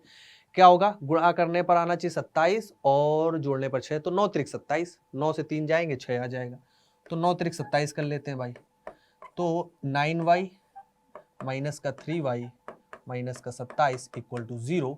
9 और 3 में जोड़ लिया 6 को भाई हमने, y कॉमन लिया तो y प्लस 9, माइनस 3 कॉमन लिया तो भी y प्लस 9 इक्वल टू 0। गुणनखंड करना हमें आता ही है, तो यहाँ से हमारे पास आ गया y प्लस 9 और y माइनस 3 इक्वल टू 0। एक बार y प्लस 9 को 0 कर दिया इक्वल टू, और एक बार ये चीज हम खूब कर चुके हैं, y माइनस 3 को इक्वल टू 0 कर दिया, y बराबर आ गया माइनस का 9 और यहाँ से आ गया y बराबर 3। ठीक, तो y के हमारे पास दो मान आ गए, y निर्देशांक हमें ज्ञात करना था। दोनों आंसर सही होंगे, ये नहीं सोचना कि सर एक ही आंसर आएगा या दो आएंगे, ये कुछ नहीं सोचना, जितने आएंगे उतने ही आंसर सही है। दो आंसर आ रहे हैं, y के दो मान है, -9 और 3 दोनों अगर यहाँ पर निर्देशांक रखे जाए, चाहे -9 रखो तो भी दूरी 10 मात्रक आएगी, चाहे आप 3 रखो तो भी दूरी 10 मात्रक आएगी, आप निकाल के भी ट्राई कर सकते हो। तो -9 और 3 इसका क्या हो जाएगा, राइट आंसर हो जाएगा कि y निर्देशांक जो इसका रहा होगा वो -9 या 3 का रहा होगा। ठीक, बस कुछ नहीं किया, हमें ये दिया गया था कि P बिंदु दिया गया था, Q बिंदु, इसके बीच की दूरी 10 मात्रक दी गई थी, हमने सूत्र लगाया, सूत्र में सारे मान रखे और हमने इसको यहाँ पर क्या किया, हल किया, तो एक द्विघात समीकरण बना और इस द्विघात को हमने हल किया, तो y के दो मान निकल के आए, एक -9 एक 3, दोनों इसके राइट आंसर है, कोई दिक्कत की बात नहीं। देख लो आराम से, कोई समस्या हो तो बताओ, मैं रिपीट कर दूंगा। PQ हमें 10 मात्रक दी गई थी, ये x2 माइनस, ये हमने बिंदु ले ही लिए थे कि ये हमारे पास बिंदु ये बीच की दूरी 10 मात्रक है, ये हमने 10 लिख लिया, इधर हमने बस रखा है और इसको सॉल्व किया और कुछ नहीं। द्विघात बनाया, द्विघात सॉल्व करना हम लोग को आता है यार, 10th में यही सब पढ़ ही रहते हैं, दो चर वाले रैखिक समीकरण पढ़े, द्विघात समीकरण पढ़ा, तो ये सब समीकरणों से खेलना खूब आता है, तो वो हम लोगों ने खेल लिया खूब। क्लियर सबको यहाँ तक, कोई डाउट तो नहीं? अच्छा क्वेश्चन है, इंपॉर्टेंट क्वेश्चन है।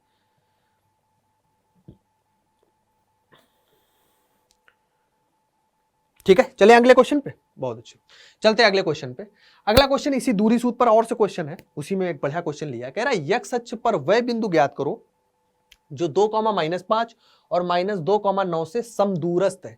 समदूरस्थ का मतलब समझते हो ना, वैसे 9th में था ये क्या, समदूरस्थ का मतलब होता है समान दूरी पर,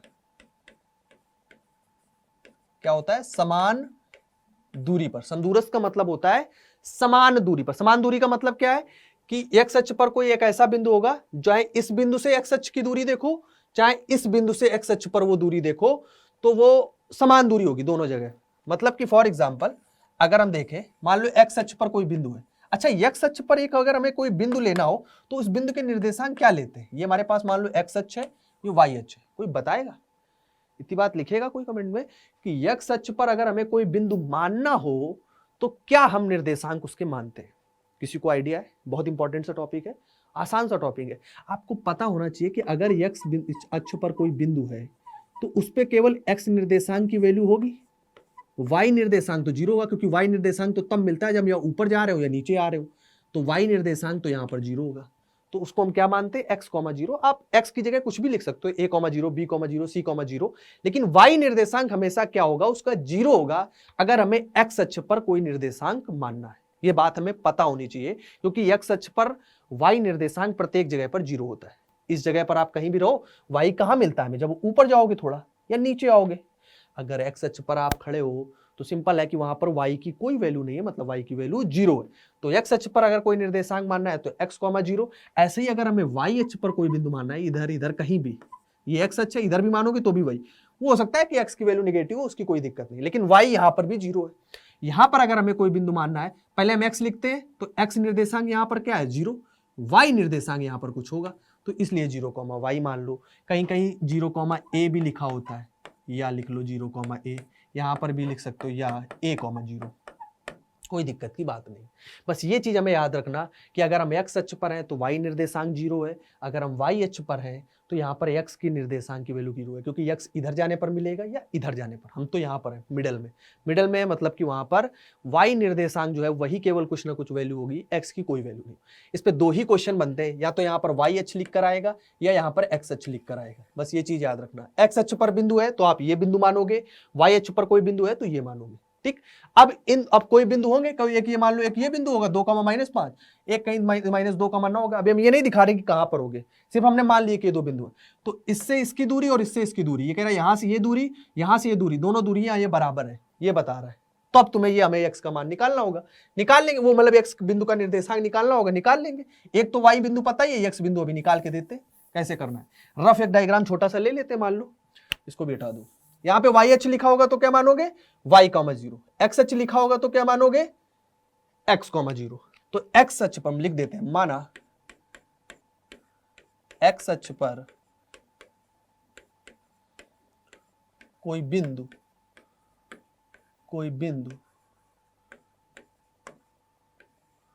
a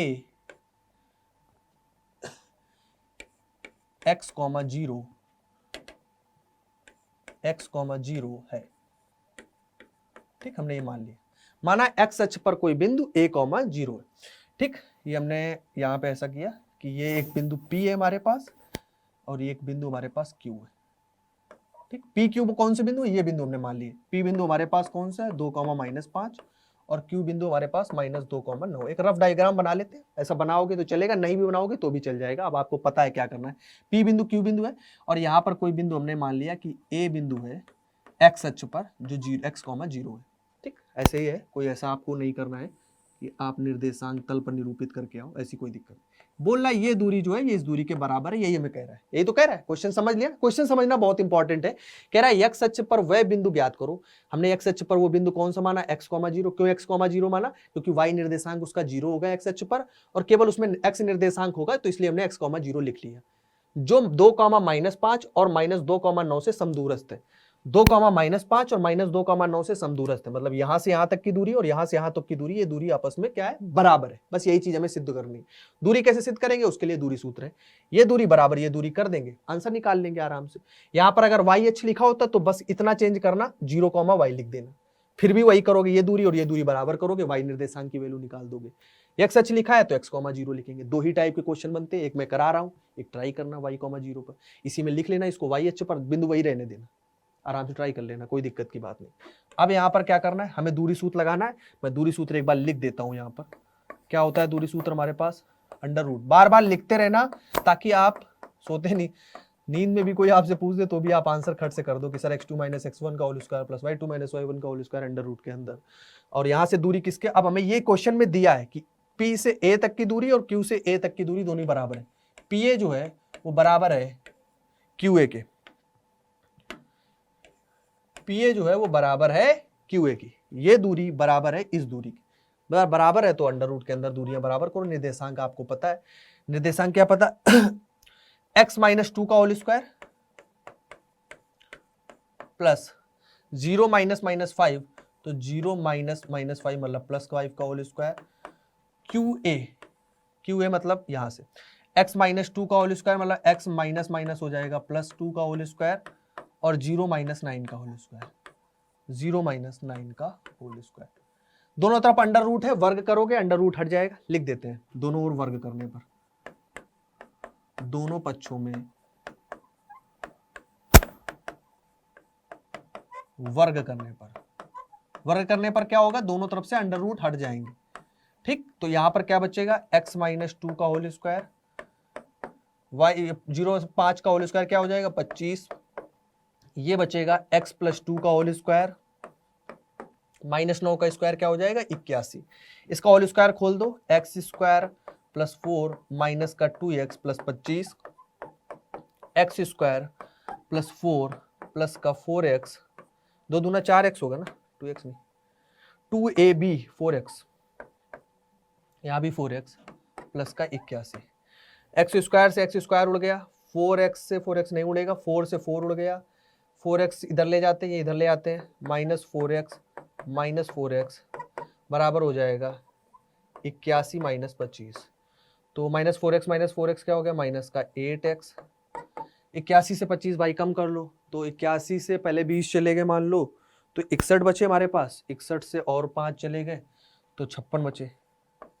ठीक, तो x बराबर क्या आ जाएगा 56 बटे माइनस का 56 बटे 8, 8 सते 56 मतलब माइनस का 7, तो x निर्देशांक की वैल्यू हमारे पास क्या आ गई माइनस का 7, और y निर्देशांक उसका 0 होगा, तो बिंदु क्या आ गया, बिंदु आ गया हमारे पास -7,0, यही आपका आंसर है, कोई समस्या की बात ही नहीं है, ये आपका राइट आंसर है। बस ऐसे ही आप जब y मानते तो y की कोई वैल्यू आती, वही आपका y का निर्देशांक, वो 0, उसके रूप में होता y के रूप में, आपको पता है कि y निर्देशांक 0, y के रूप में होगा, x निर्देशांक x, 0 के रूप में होगा, आराम से आप निकाल सकते हो, कोई दिक्कत की बात नहीं है, कोई समस्या की बात नहीं। आसान क्वेश्चन था और बेहद इंपॉर्टेंट क्वेश्चन, दो ही प्रकार के क्वेश्चन, या तो x अक्ष का या y अक्ष का बनेगा, तो मैं सारे इंपॉर्टेंट क्वेश्चन करा दूंगा जिससे कोई डाउट ना रहे। क्लियर है सभी को ये बात, यहां तक कोई समस्या तो नहीं। ये बात हो गई हम लोग का दूरी पर आधारित कुछ क्वेश्चनों की बात हो गई। अगर हम इसी में विभाजन सूत्र को अब स्टार्ट करें कि विभाजन सूत्र क्या होता है, इसमें भी एक ही सूत्र पढ़ना है, दूरी सूत्र पर इतने ही क्वेश्चन बनेंगे, इससे बाहर से क्वेश्चन नहीं आएगा, आप आराम से इतनी प्रैक्टिस कर लो, काम हो जाएगा आपका। विभाजन सूत्र पर अब चलते, कोशिश की है मैंने कि सारे टाइप के क्वेश्चन हो जाए। विभाजन सूत्र की अगर हम बात करें, जैसे अभी तक हम क्या कर रहे थे, मान लो कोई बिंदु हमारे पास P था, कोई बिंदु हमारे पास Q था, ठीक, P और Q बिंदु था, तो इनके बीच की अभी दूरी निकाल लेते। अब हमसे क्या कहेगा कि P और Q के मान लो बीच में कहीं पर भी हो सकता है, यहां पर भी, यहां से यहां तक कहीं भी एक बिंदु हो सकता है, मान लिया कोई बिंदु R है, तो यह बिंदु R P और Q को किस अनुपात में विभाजित कर रहा है, यह अनुपात हमें पता है, तो इस R के निर्देशांक की बात करेगा। जैसे मान लो P बिंदु के निर्देशांक हमें मान लो x1, y1 हमें पता होते थे अभी तक, ठीक, और Q बिंदु के निर्देशांक हमें पता है कि x2, y2 है, और इनके बीच में कोई बिंदु R ले लिया, ये बिंदु कोई जरूरी नहीं मध्य में हो, इधर हो सकता है, इधर भी, कहीं भी हो सकता है, उसके लिए परेशान नहीं होना है। इस बिंदु को हमने मान लिया R बिंदु जो है वो PQ को M1 और M2 में क्या कर रहा है, विभाजित कर रहा है, कि यहां से M1 अनुपात M2 में विभाजित करता है, तो इस R बिंदु के निर्देशांक निकालने को आपसे कहेगा कि बिंदु R के निर्देशांक ज्ञात करो, जबकि P बिंदु के निर्देशांक दिए होंगे, Q बिंदु के निर्देशांक दिए होंगे, और किस अनुपात में विभाजित कर रहा है वो भी हो सकता है दिया हो, तब बिंदु R के निर्देशांक पूछेगा। या दूसरे टाइप का क्वेश्चन बनेगा कि P और Q दिया हो और ये R भी दे दे, तब यह अनुपात पूछ लेगा। इसी में अलग अलग टाइप के क्वेश्चन बनते हैं, सूत्र एक ही है आपके पास, मैं सूत्र लिख देता हूं। विभाजन सूत्र क्या है, विभाजन सूत्र केवल एक सिंपल सा सूत्र है, आसान है, थोड़ा सा लंबा दिखता है देखने में, लेकिन सूत्र याद करना बहुत आसान है, अभी मैं बता दूंगा। विभाजन सूत्र कहता है, इसमें हमें बिंदु R के निर्देशांक निकालने, तुम सीधे यही लिखते हैं, बिंदु R के निर्देशांक, बिंदु R के निर्देशांक कैसे निकलेंगे बिंदु R के निर्देशांक। सबसे पहले क्या करोगे, देखो क्रॉस मल्टीप्लाई होगा, बज गुणन m1x2 प्लस m2x1 अपॉन में m1 प्लस m2, ठीक, बात क्लियर। m1x2 m2x1 और m1 m2 बटे में रहेगा, ये पूरा x के लिए हो गया। y निर्देशांक कैसे निकलेगा, m1y2 प्लस m2y1 और बटे में वही रहेगा m1 प्लस m2, इससे क्या आ जाएगा, y निर्देशांक आ जाएगा, बस यही सूत्र है। देखने में जरूर थोड़ा सा बड़ा सा लग रहा है क्वेश्चन, लेकिन याद करना बहुत आसान है। कैसे? देखो, पहले इसका अनुपात लिया, पहले वाले का, इसका निर्देशांक x लिया, इसका अनुपात लिया तो इसका निर्देशांक लिया, दोनों में बटे में m1 प्लस m2। फिर जब इसका निर्देशांक लिया y के लिए तो y इधर से लिया, इसका इससे और बटे में वही m1 प्लस m2। बस वही तिर्यक गुणा करके आप विभाजन सूत्र आराम से याद रख सकते हो। यही विभाजन सूत्र है और कुछ नहीं है। इसी पर आधारित क्वेश्चन बनते हैं अलग अलग टाइप के। इसमें थोड़े अच्छे क्वेश्चन भी बनते हैं, कुछ लेंदी क्वेश्चन बन जाते हैं। जैसे वहां से क्वेश्चन जो आएगा 2-3 नंबर में खत्म हो जाएगा, यहाँ से 4 या 5 नंबर में भी क्वेश्चन बन जाता है। अच्छे लेवल का जो क्वेश्चन होता है मैं कर लेता हूँ, सारे टाइप के क्वेश्चन कर लेता हूँ ताकि सारी चीजें क्लियर हो जाए। अब विभाजन सूत्र पर जैसे पहला क्वेश्चन मैंने एक बेसिक सा क्वेश्चन लिया है, इसी फार्मूले पर आधारित है। उस बिंदु के निर्देशांक ज्ञात करने जो एक -1,7 और 4,3 -4, को मिलाने वाले रेखाखंड को 2:3 में विभाजित कर रहे हैं। मतलब सीधा आपको दे दिया गया कि ये कोई बिंदु P है, एक बिंदु Q है। इस P बिंदु के निर्देशांक आपको दे दिए -1,7। ठीक, P बिंदु के मैंने निर्देशांक दिए, क्या दिए?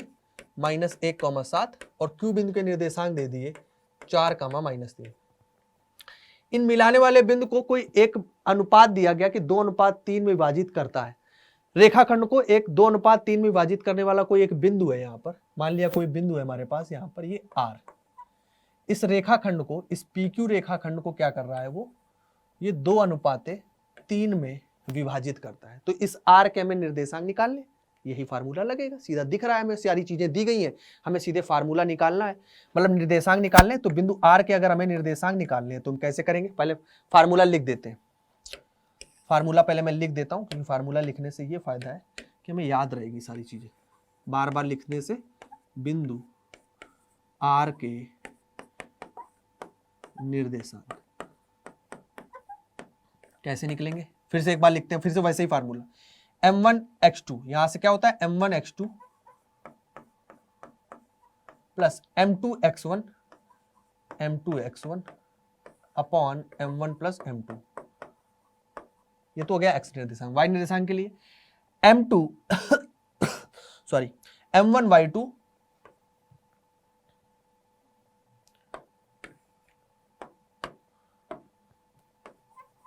m1y2 प्लस m2y1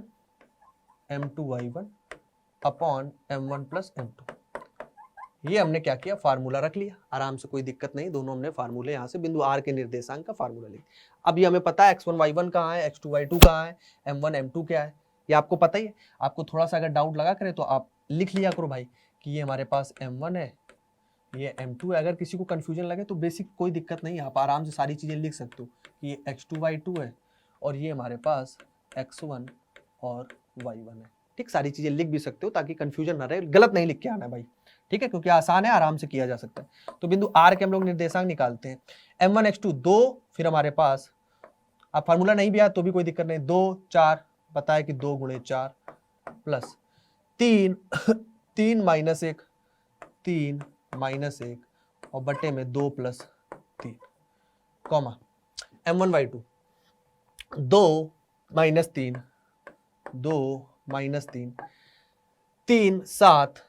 3 7 बटे में 2 प्लस 3। बस हो गया आराम से। R बराबर क्या आ गया सर? R बराबर आ गया यहाँ से 4 दूना 8 माइनस 3 बटे 5 कॉमा माइनस का 6 और 7 त्रिक 21 बटे में 5। ठीक, तो हमारे पास क्या हो गया?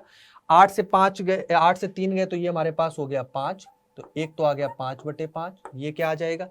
माइनस 6 प्लस 21 15 हो जाएगा। तो 21 से हमारे पास 6 चले गए तो 15 बटे 5। तो इस बिंदु के निर्देशांक क्या आ गए? 1,3।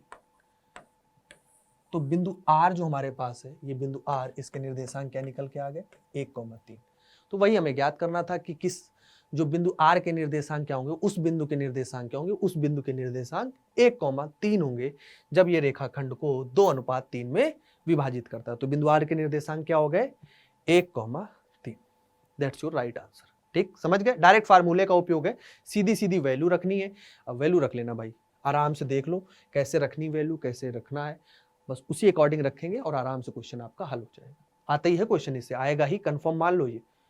तो समझो ये पेपर आउट ही हो रहा है एक प्रकार से, किस प्रकार के क्वेश्चन वहां बनने वाले हैं। ठीक है, चले आगे।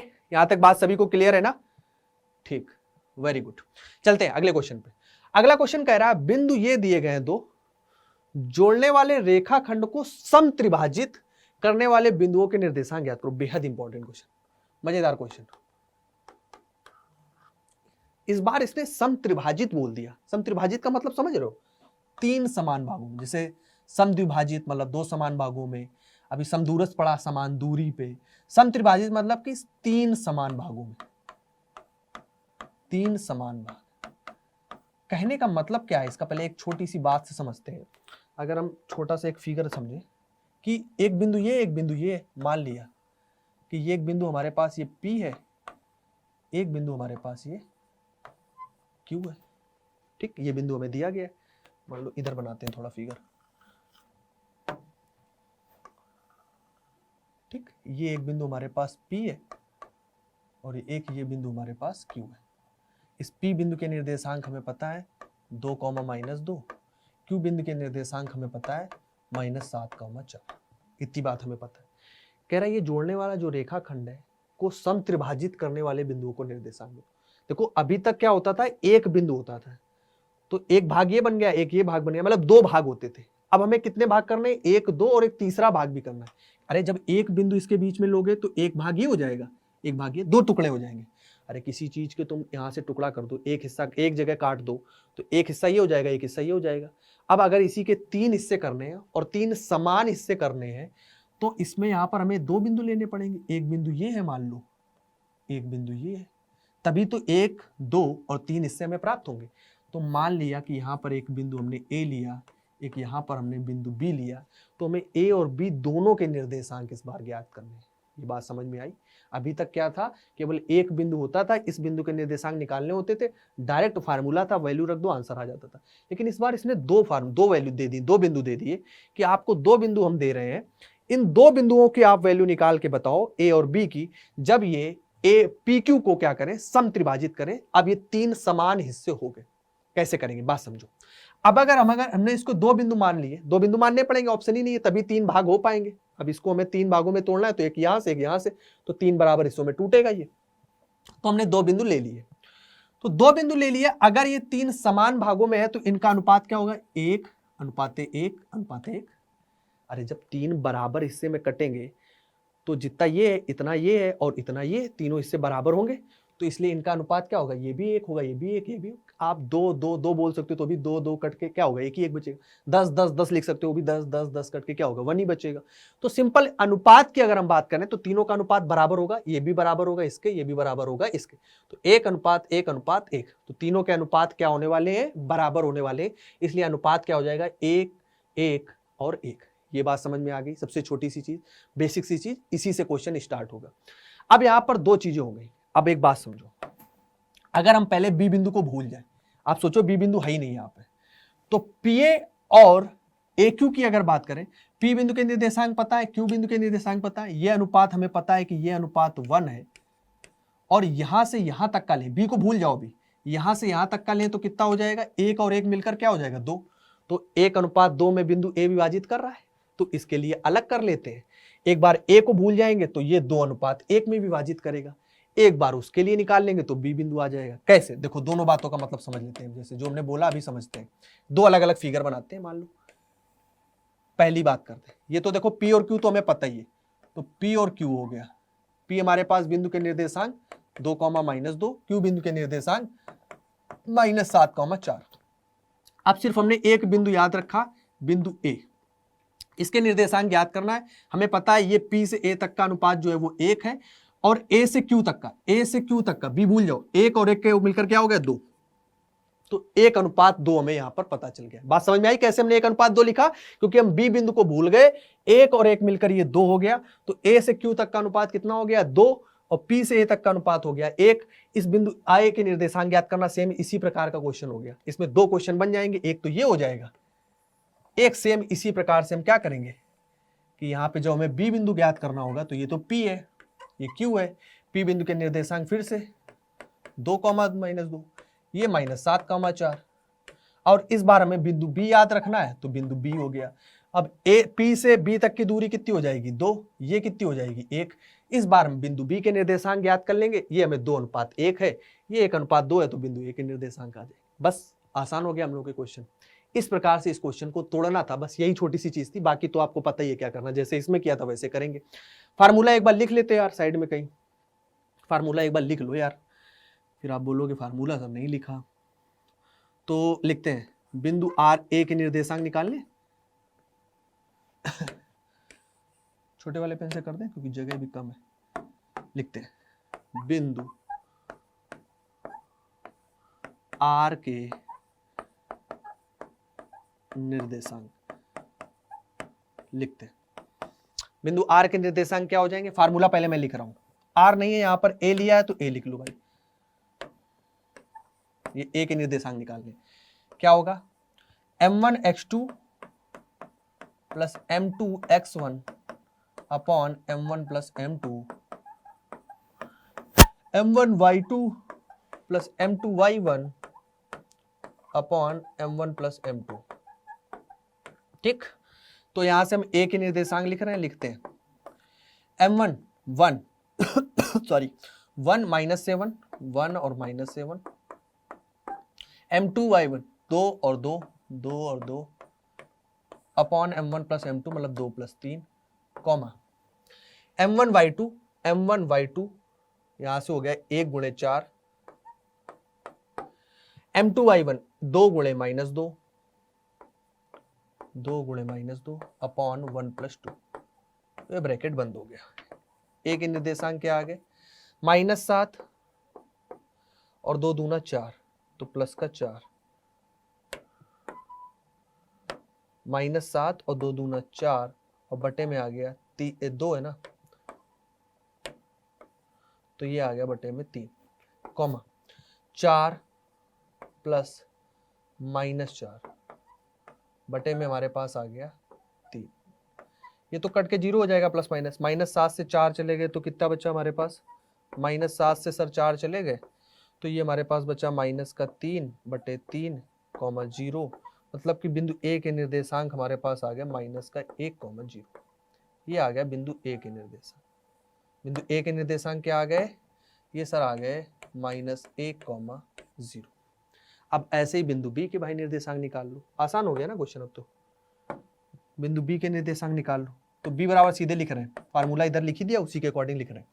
बी के निर्देशांक m1 यहां से लिखते हैं 2 गुणे m1 गुणे x1 x2 प्लस m2 गुणे x1 1 गुणे 2 बटे में m1 प्लस m2 तो 2 प्लस 1,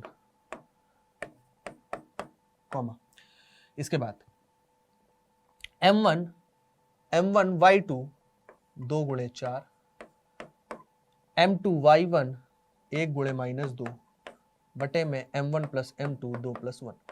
सॉल्व कर लो भाई, 7 दूना 14 माइनस का 14 प्लस का 2 एक 3, ये हमारे पास कितना हो गया 4 दूना 8 और माइनस का 2 बटे 3। ये हमारे पास आ गया b बराबर माइनस का 12 बटे 3, ये आ गया हमारे पास 6 बटे 3, 3 चौको 12 माइनस का 4, 3 दूना 6 -4 बटे कॉमा 2, तो ये हमारे पास आ गया बिंदु बी के निर्देशांक -4,2। दोनों निर्देशांक हमने निकाल लिए बिंदु ए और बी के। बढ़िया क्वेश्चन था, इंपॉर्टेंट क्वेश्चन था, छोटा सा कॉन्सेप्ट था, जो कॉन्सेप्ट हमने ग्रीन कलर की लाइन में लिखा है यही मेन कॉन्सेप्ट है, यही छोटा सा लॉजिक लगना है। ये लॉजिक हम समझ गए तो ये क्वेश्चन आसान हो गया, फिर एकदम बेहद सिंपल हो गया। ये 1 1 1 में करेगा क्योंकि सम लग गया, सम मतलब समान 3 प्रकार के भाग होंगे, समान 3 प्रकार के भाग 1 1 में लगने का मतलब यही है कि 3 समान भाग होंगे तो तीनों अनुपात ये बराबर होंगे, तो 1 1 1 हमने यहाँ पर मान लिया। अब इसके साथ अगर ए के साथ देख ले तो 1:2 हो जाएगा, बी के साथ देख ले तो 2:1 हो जाएगा। ठीक, तो उसी प्रकार हमने यहाँ से विभाजित करके पी क्यू, हमें एंड पॉइंट के दोनों के निर्देशांक पता ही है, तो बस आराम से फिर तो क्वेश्चन आसान हो गया, उसी के अकॉर्डिंग हम लोग सॉल्व कर लेंगे। ठीक है, बाकी फार्मूला लगाना आप सीख ही चुके हो इतने क्वेश्चन में, बस वैल्यू रखो, प्लस माइनस का चिन्ह याद रखो, जोड़ घटाना गुणा भाग तो नहीं सिखाना पड़ेगा, वो तो कर ही लोगे तुम लोग। ठीक है, ये बात सबको समझ में आ गई, गुड बात, बहुत अच्छे बहुत अच्छे। चलते हैं इस पे, अगला क्वेश्चन करते हैं, बढ़िया क्वेश्चन एक और लेते हैं, ये बहुत मजेदार क्वेश्चन है, ये क्वेश्चन ज्यादा पूछा जाता है। क्वेश्चन क्या कह रहा है इस बार, देखो क्वेश्चन में क्या कहा इसने, बिंदु दिए हमें और जोड़ने वाले रेखाखंड पर एक बिंदु और दिया -1,6, इस बार उसने अनुपात पूछ दिया। अभी तक क्या होता था कि ये बिंदु देता था और ये अनुपात दे देता था, तब ये r पूछता था। अब इसने ये बिंदु दे दिए और ये r भी दे दिया, तब ये m1 और m2 अनुपात पूछ रहा है। इसको कैसे करना है समझो। इस बार इसने क्या किया कि यहां पर एक बिंदु दिया, मान लिया इसको हम P मानना है, अभी तक P लेते रहो, आसान लग रहा है। ऐसा नहीं है P लेना है, जो आपको दिमाग में आए वो ले लेना भाई, उस समय ये नहीं सोचना। एक बिंदु हमने यहाँ पर ये Q ले लिया, ये 6, -8। कह रहा है जोड़ने वाले रेखाखंड को बिंदु -1,6 किस अनुपात में विभाजित करता है। मान लिया यहाँ पर कोई बिंदु है हमारे पास, ये बिंदु हमारे पास वही R हमने माना, और इस बिंदु R के इस बार इसने निर्देशांक दे दिए -1,6।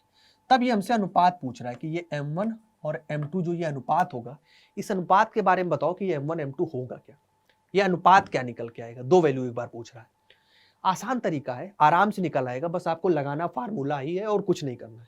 थोड़ा तुलना का उपयोग करना है, कंपैरिजन का यूज करना है, अभी समझ में आ जाएगा कैसे करना है। देखो बात समझो, पहले हम फार्मूला लगाते हैं। हम लगाते हैं वही फार्मूला बिंदु R के निर्देशांक वाले। बिंदु थोड़ा साफ सुथरा लिख दो भाई, बिंदु R के निर्देशांक, वही काम हमें करना है, बिंदु R के निर्देशांक निकालने। तो कैसे निकलेगा sorry, m1x2 plus m2x1 upon m1 plus m2,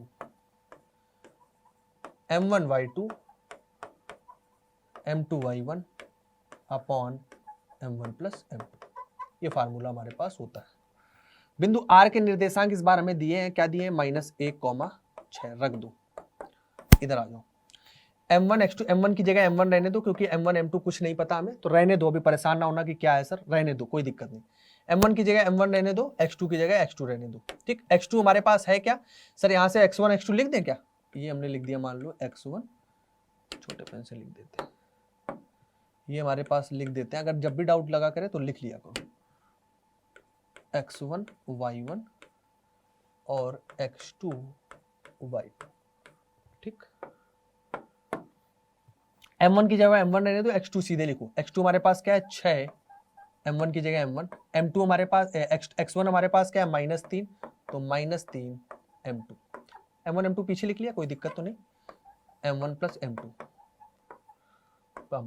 y2 हमारे पास क्या है, y2 हमारे पास है -8 m1, m2 हमारे y1 हमारे पास क्या है, y1 हमारे पास है 10, तो 10 m2, और बटे में हमारे पास क्या आ जाएगा, m1 प्लस m2। ठीक, ये आ गया -1,6 इक्वल टू हो गया 6m1, ये हो गया -3m2 बटे m1 plus m2, -8 m1 plus 10 m2 बटे में m1 प्लस m2।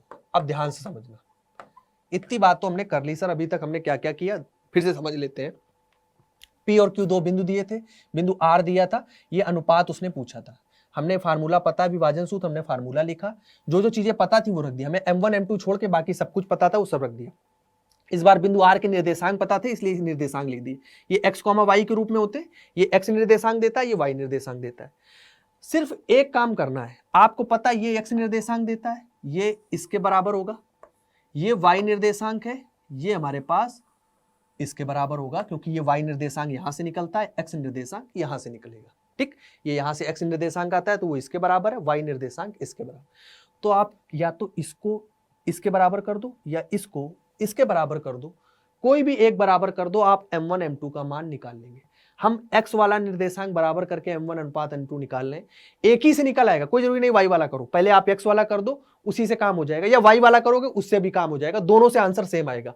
हम x निर्देशांक को तुलना कर रहे हैं, कैसे, x निर्देशांक इधर क्या है, -1, तो -1 लिखो इक्वल टू, इधर x निर्देशांक क्या है, 6m1, यहां पे हम लिख दें ऊपर, पहले तुलना करने पर,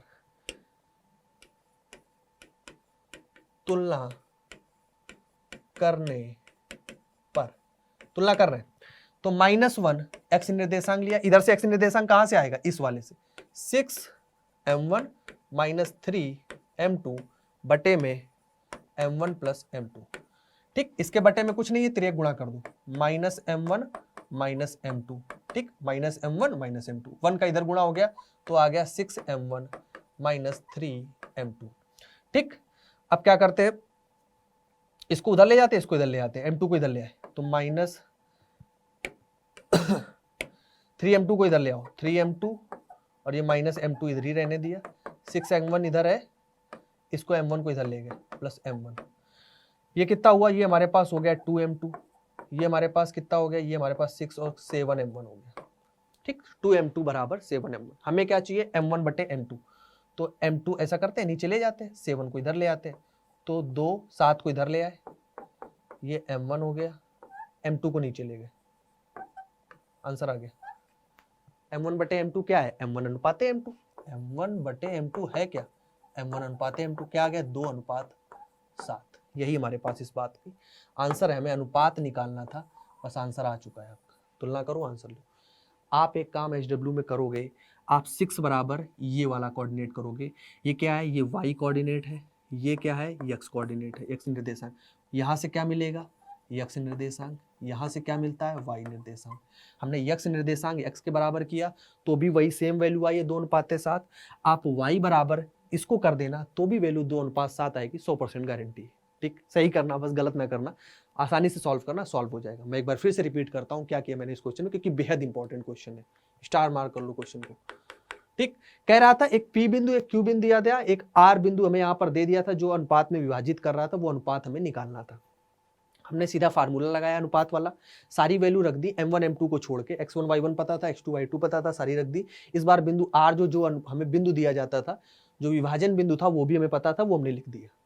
बस वैल्यू रख दो, सॉल्व कर लो, m1 m2 में जो बने उसी को एक बार x1 के बराबर कर सकते हो या y के बराबर, एक ही बार करना है, चाहे आप x के कर, ऐसा नहीं है कि आप ये कर निकाल लिया m1 बटे m2 फिर y वाला भी निकाल के दिखा रहे हो, नहीं, एक निकाल के दिखा दो, या आप ये निकाल के दिखा दो या ये निकाल के दिखा दो। तो आप ये आराम से एक निकाल दो, तुलना कर दिया, सॉल्व कर दिया। यहाँ पर ये बात समझ लेना कि m1 m2 जब बनेगा तो एक m1 बटे m2 निकालने की कोशिश करना कि m1 है तो m2 को इधर ले गए क्योंकि बराबर में है, m इधर ले आए, तो इस प्रकार से m1 बटे m2 हमने निकाल लिया और 2:7 हमारा क्या आ गया, राइट आंसर आ गया। ठीक, तो ये हमारे पास जो m1 अनुपात जो -1,6 है वो 2:7 में क्या कर रहा है, इस रेखाखंड को विभाजित कर रहा है। ठीक, किस अनुपात में, 2:7 में। बढ़िया क्वेश्चन था। इस प्रकार के क्वेश्चन बेहद इंपॉर्टेंट होते हैं और एग्जाम में बनने के चांस सबसे ज्यादा रहते हैं। ठीक है, क्लियर है सभी को। ये वाला ट्राई करोगे सारे लोग, HW में वाई वाला ट्राई करोगे और बताओगे कि सही आया था या नहीं, बाद में जरूर मुझे बताना। ठीक है, अब चलते हैं अगले क्वेश्चन पे।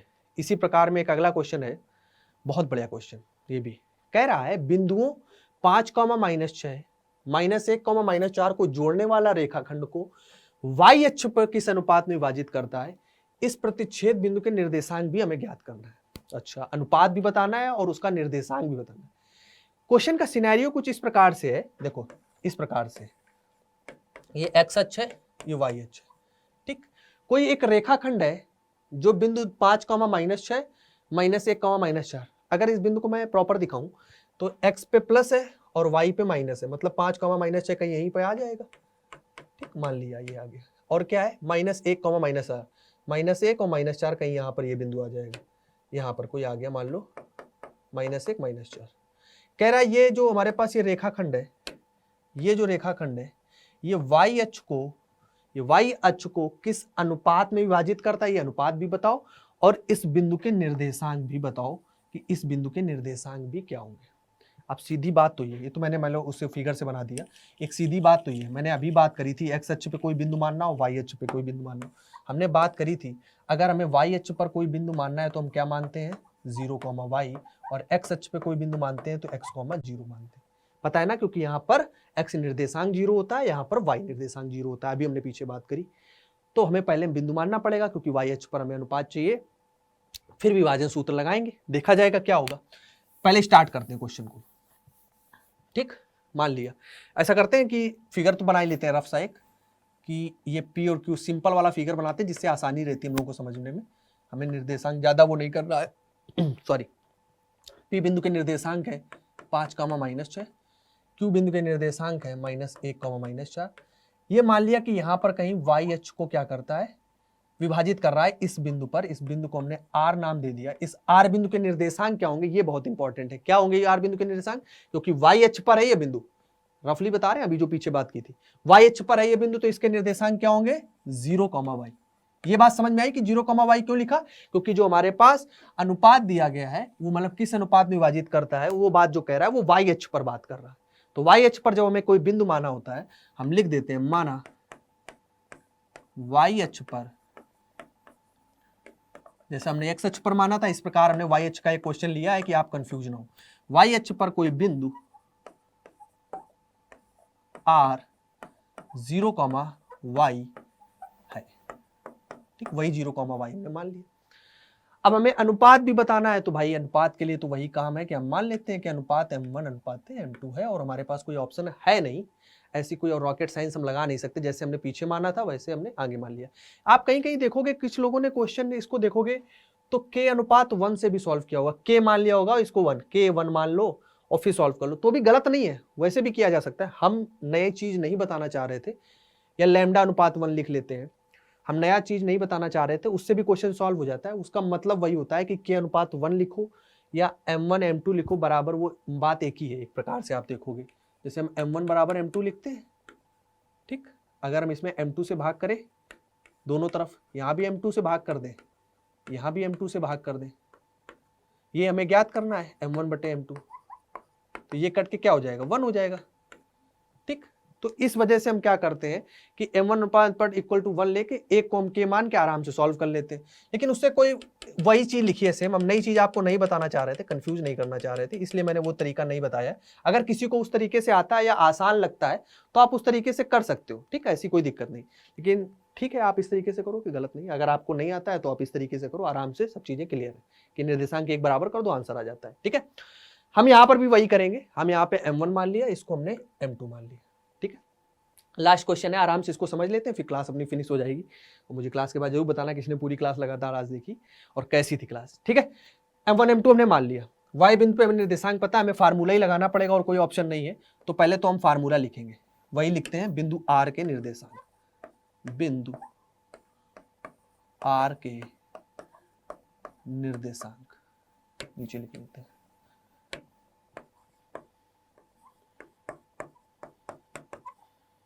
लिखा बिंदु r के निर्देशांक क्या है, m1 x2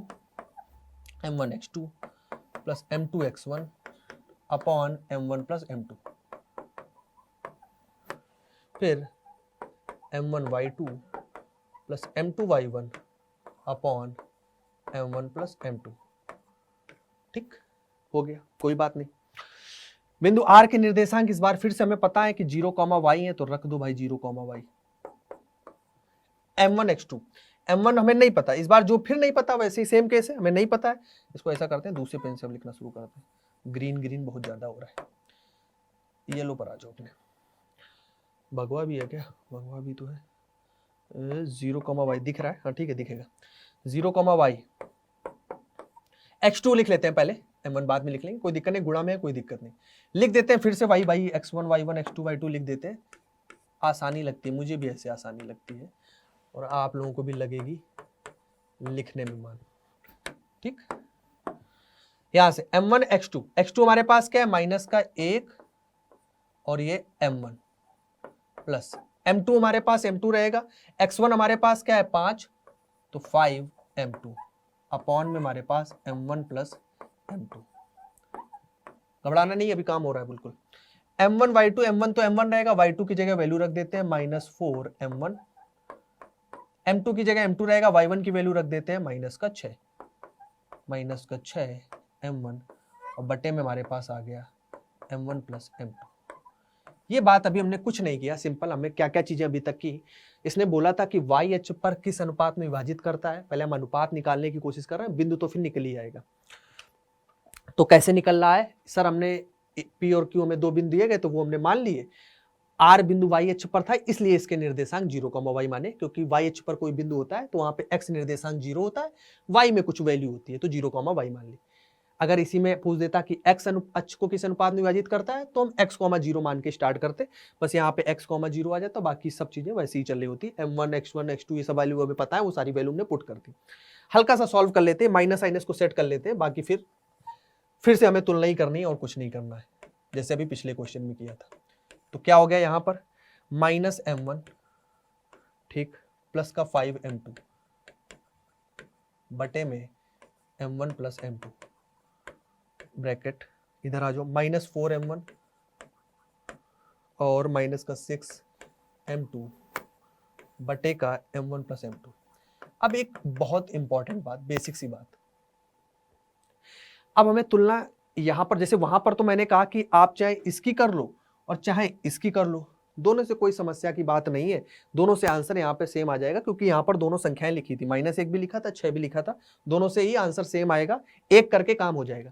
लेकिन यहाँ पर एक में तो 0, एक में y लिखा है। अगर हम y वाले की तुलना y वाले निर्देशांक से करते हैं तो हमें कुछ मिलेगा नहीं। क्यों नहीं कुछ मिलेगा? हमें तो यहाँ से m1 और m2 में अनुपात चाहिए, तो इधर अगर संख्या होगी तो अगर m1 m2 में हमारे पास कोई संबंध आ जाएगा। जैसे इधर इसमें संख्या थी तो दोनों से हम किसी से भी कर लेते, यहाँ भी संख्या थी, यहाँ भी संख्या थी, यहाँ इससे करने से कोई फायदा नहीं। y की तुलना हम नहीं करेंगे, y निर्देशांक, हम केवल x वाले की, जो 0 के बराबर है उसकी तुलना कर दो, तो m1 m2 में एक संबंध आ जाएगा, मतलब अनुपात आ जाएगा, और अनुपात अगर आ जाएगा तो हम इस y के निर्देशांक आराम से निकाल लेंगे। ये अनुपात पता होगा, सिर्फ एक निर्देशांक निकालना होगा, वो आराम से निकल आएगा, वैल्यू रख के यहीं से निकाल लेंगे। तो किसकी तुलना करोगे? x निर्देशांक की, जहां 0 होगा उसकी तुलना। अगर ये x, 0 के रूप में होता तो 0 वाले की तुलना y वाले निर्देशांक की कर लेते, लेकिन अब ये 0, y के रूप में है तो 0 वाले की तुलना, x निर्देशांक में 0 है तो x वाले की तुलना कर लेते हैं। तो x वाले की तुलना कर लो भाई, इसके 0 बराबर हमने कर दिया -m1, ये x निर्देशांक जो है 5m2 बटे m1 प्लस m2। समझ गया ना? y निर्देशांक की क्यों नहीं की? क्योंकि उससे कोई फायदा नहीं था। y में एक संबंध कुछ बन जाता, उससे कुछ सॉल्व नहीं होता, हल नहीं होता, वहीं पर रुकना पड़ता। लेकिन 0 वाले से देखना कैसे सॉल्व होता है। इसका इधर तो गुणा हुआ तो ये तो 0 हो जाएगा, ये सीधा 0 हो जाएगा, इधर गुणा हुआ ये 0 हो गया, ये -m1 प्लस 5m2, m1 को इधर ले आए, m1 5m2, तो m2 को नीचे ले आए तो कितना बचा? ऊपर 5, नीचे क्या बचेगा? 1। ये आ गया हमारे पास अनुपात कि m1 अनुपाते जो m2 है वो हमारे पास कितना है सर? m1 अनुपाते जो m2 है वो 5:1 है। ये इस बात का पहला पॉइंट का आंसर निकल आया। यहां से मैंने m2 को नीचे लिया, 5/1 आ गया, तो m1 अनुपात m2 कितना आ गया? 5:1। मतलब कि ये जो अनुपात है वो 5:1 का है। एक चीज तो हमने निकाल ली, कह रहा था किस अनुपात में विभाजित करती है, तो किस अनुपात में? 5:1 में विभाजित करती है। अब हमें y निर्देशांक और निकालना है। अब तुम्हें ये पता चल गया कि ये m1 m2 का अनुपात 5:1 है, रख दो वैल्यू, y की वैल्यू सीधे निकल आएगी, आराम से निकल आएगी y की वैल्यू, कोई समस्या की बात नहीं। कैसे निकलेगी? ऐसा करते हैं, अब y निर्देशांक को इक्वल कर लो। अब तो ये m1 m2 हमें पता ही है, इस y निर्देशांक को इसके इक्वल कर दो, m1 m2 की जगह वैल्यू रख देंगे तो y की वैल्यू तो निकली आएगी। अब एक बार इसकी पहले 0 से तुलना करके m1 m2 निकाला, जिससे x वाले निर्देशांक की, ऐसे अब y निर्देशांक को इक्वल कर दो, क्योंकि अब हमें m1 m2 की वैल्यू पता है कि m1 बराबर हमें 5 लेना है, m2 बराबर 1 लेना है, रख देंगे, कर लेंगे। तो y बराबर क्या हो जाएगा?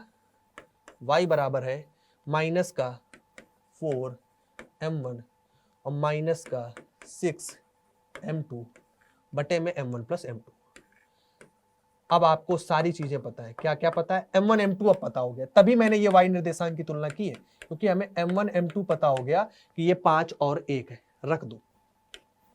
तो y बराबर हो गया -4, m1 की वैल्यू है 5, m2 की वैल्यू है 1, तो 5 + 1, तो y बराबर क्या आ जाएगा? 5 चौको 20 माइनस का 6 बटे 6, तो y बराबर आ गया माइनस का 26 बटे 6। तो किससे कटेगा ये? 13 दूना 26 माइनस का 13 बटे 2, तो बिंदु के निर्देशांक आ गए, बिंदु आ गया क्या? x निर्देशांक तो 0 था, y निर्देशांक आ गया -13,2। That's your right answer. हमें दो चीजें ज्ञात करनी थी। लॉन्ग में क्वेश्चन बनता है, इंपॉर्टेंट क्वेश्चन होता है। एक तो आपसे पूछेगा कि इस r बिंदु के निर्देशांक वो 0, y जो माने, इसमें y पूछेगा, क्योंकि एक तो पता ही है कि 0 y पूछेगा, एक m1 और m2 पूछेगा। तो m1 m2 कैसे निकलेगा? वो भी तुलना करने से, जो 0 के इक्वल हो उसकी तुलना करके m1 m2 पहले निकाल लो, फिर जब m1 m2 आ जाएगा तो फिर जिसकी वैल्यू पूछ रहा हूँ y की पूछ रहा था यहाँ पर, तो y की वैल्यू हम क्या करेंगे, इक्वल टू करके आराम से आंसर निकाल देंगे। अगर x की वैल्यू होती, x अक्ष की बात कर रहा होता तो यहाँ पर x, 0 लेके चल रहे होते तो 0 पहले इसके बराबर करके m1 m2 निकालते, फिर इसको x के बराबर करके x की वैल्यू निकाल लेते, क्योंकि m1 m2 आ चुका होता उस समय तक। ठीक है, तो ये बात सबको समझ में आ गई। ये भी इंपॉर्टेंट क्वेश्चन है, मैंने सारे वो क्वेश्चंस कराए हैं जो कहीं ना कहीं बहुत इंपॉर्टेंट है, जो टफ भी होते हैं। मैं कोशिश करता हूँ कि हार्ड वाले क्वेश्चन करा दूं, ताकि सिंपल वाले तो तुम लोग कर ही लोगे, और सिंपल का भी कॉम्बिनेशन मैं कर ही लेता हूँ कहीं ना कहीं से, कि वो भी क्वेश्चन आराम से समझ में आ जाए। ठीक है, तो बस इतना ही बड़ा था हम लोग का निर्देशांक ज्यामिति, बस आराम से हम लोग कंप्लीट हो गया। सारे स्कोरिंग चैप्टर है, ऐसा नहीं सोचो कि एक स्कोरिंग चैप्टर, सब में स्कोर करेंगे हम यार, ऐसा परेशान नहीं हो कि कैसा कि सर ये स्कोरिंग है ये स्कोरिंग। और सांख्यिकी में तो सारे फार्मूले ही हैं यार, फार्मूला कैलकुलेशन करना मैं सिखाऊंगा यहाँ पर आपको। वैसे मैं सिखाऊं, कराना तो है ही, वो कराऊंगा तो है ही, ऐसा तो है नहीं कराएंगे नहीं, तो कराएंगे सारे चैप्टर एक एक करके कराएंगे, बिल्कुल भी परेशान होने की जरूरत नहीं। ये तुम नहीं सोचो कि सर ये वाला करा दो ये करा, मान लिया कि आपकी डिमांड है, आपकी इच्छा है, और आपकी इच्छा हमारे लिए बहुत महत्वपूर्ण है, सारी चीज़ें महत्वपूर्ण है, मैं आपके भले के लिए यही सारे काम कर रहा हूँ, और इसी के अकॉर्डिंग आपसे जुड़ा रहूंगा, और इसी के अनुसार आपके साथ अच्छे से काम होता रहेगा। ठीक है, आप सारे वन शॉट मन से कंप्लीट करो, आपके एग्जाम में टाइम भी है अभी, हम लोगों के काफ़ी पहले से मैंने तभी स्टार्ट कर दिया है, काफ़ी पहले से चीज़ें आपको तभी यहाँ से डाउटनेट से प्रोवाइड की जा रही हैं, ताकि आप बहुत अच्छे लेवल की तैयारी कर सको। 50-60 नंबर की तैयारी करनी होगी, तुम जनवरी में करा देंगे आपको, जब फरवरी में एग्जाम देने जाओगे जनवरी में पास हो लोगे, तो पास नहीं होना यार ना, हम लोग अभी से क्यों इतनी मेहनत कर रहे हैं, क्योंकि हमें अच्छा स्कोर करना, मैंने जैसा बताया स्टार्टिंग में। ठीक है, तो प्रॉपर मन से पढ़ाई करते रहो, हम लोग लाइव मिलते ही हैं वहाँ पर। अगर कोई भी डाउट हो लेक्चर से संबंधित या किसी क्वेश्चन से संबंधित, यदि जो भी क्वेश्चन कराए इन्हीं क्वेश्चन से संबंधित, या फिर आपको कोई भी लगता है कि इस टाइप से सर क्वेश्चन कर सकते हैं, तो वो पूछ सकते हो वहाँ लाइव क्लास में पूछना। यहाँ से तो रिप्लाई अभी वैसे भी नहीं, अभी सिर्फ यहाँ पर आप क्या करोगे, क्लास के जरूर लास्ट में आप कमेंट करके मुझे बता दो कि कैसा लगा आपको वन शॉट, और क्लास को लाइक कर लेना, और अपने दोस्तों के साथ शेयर करते रहना जो भी आपके साथ 10th में जुड़े हुए हैं, ताकि उनको भी वो चीज़ें मिल सकें जो आपको फ्री अवेलेबल है। ठीक है, मिलते हैं अगली क्लास में, तब तक के लिए टाटा बाय बाय।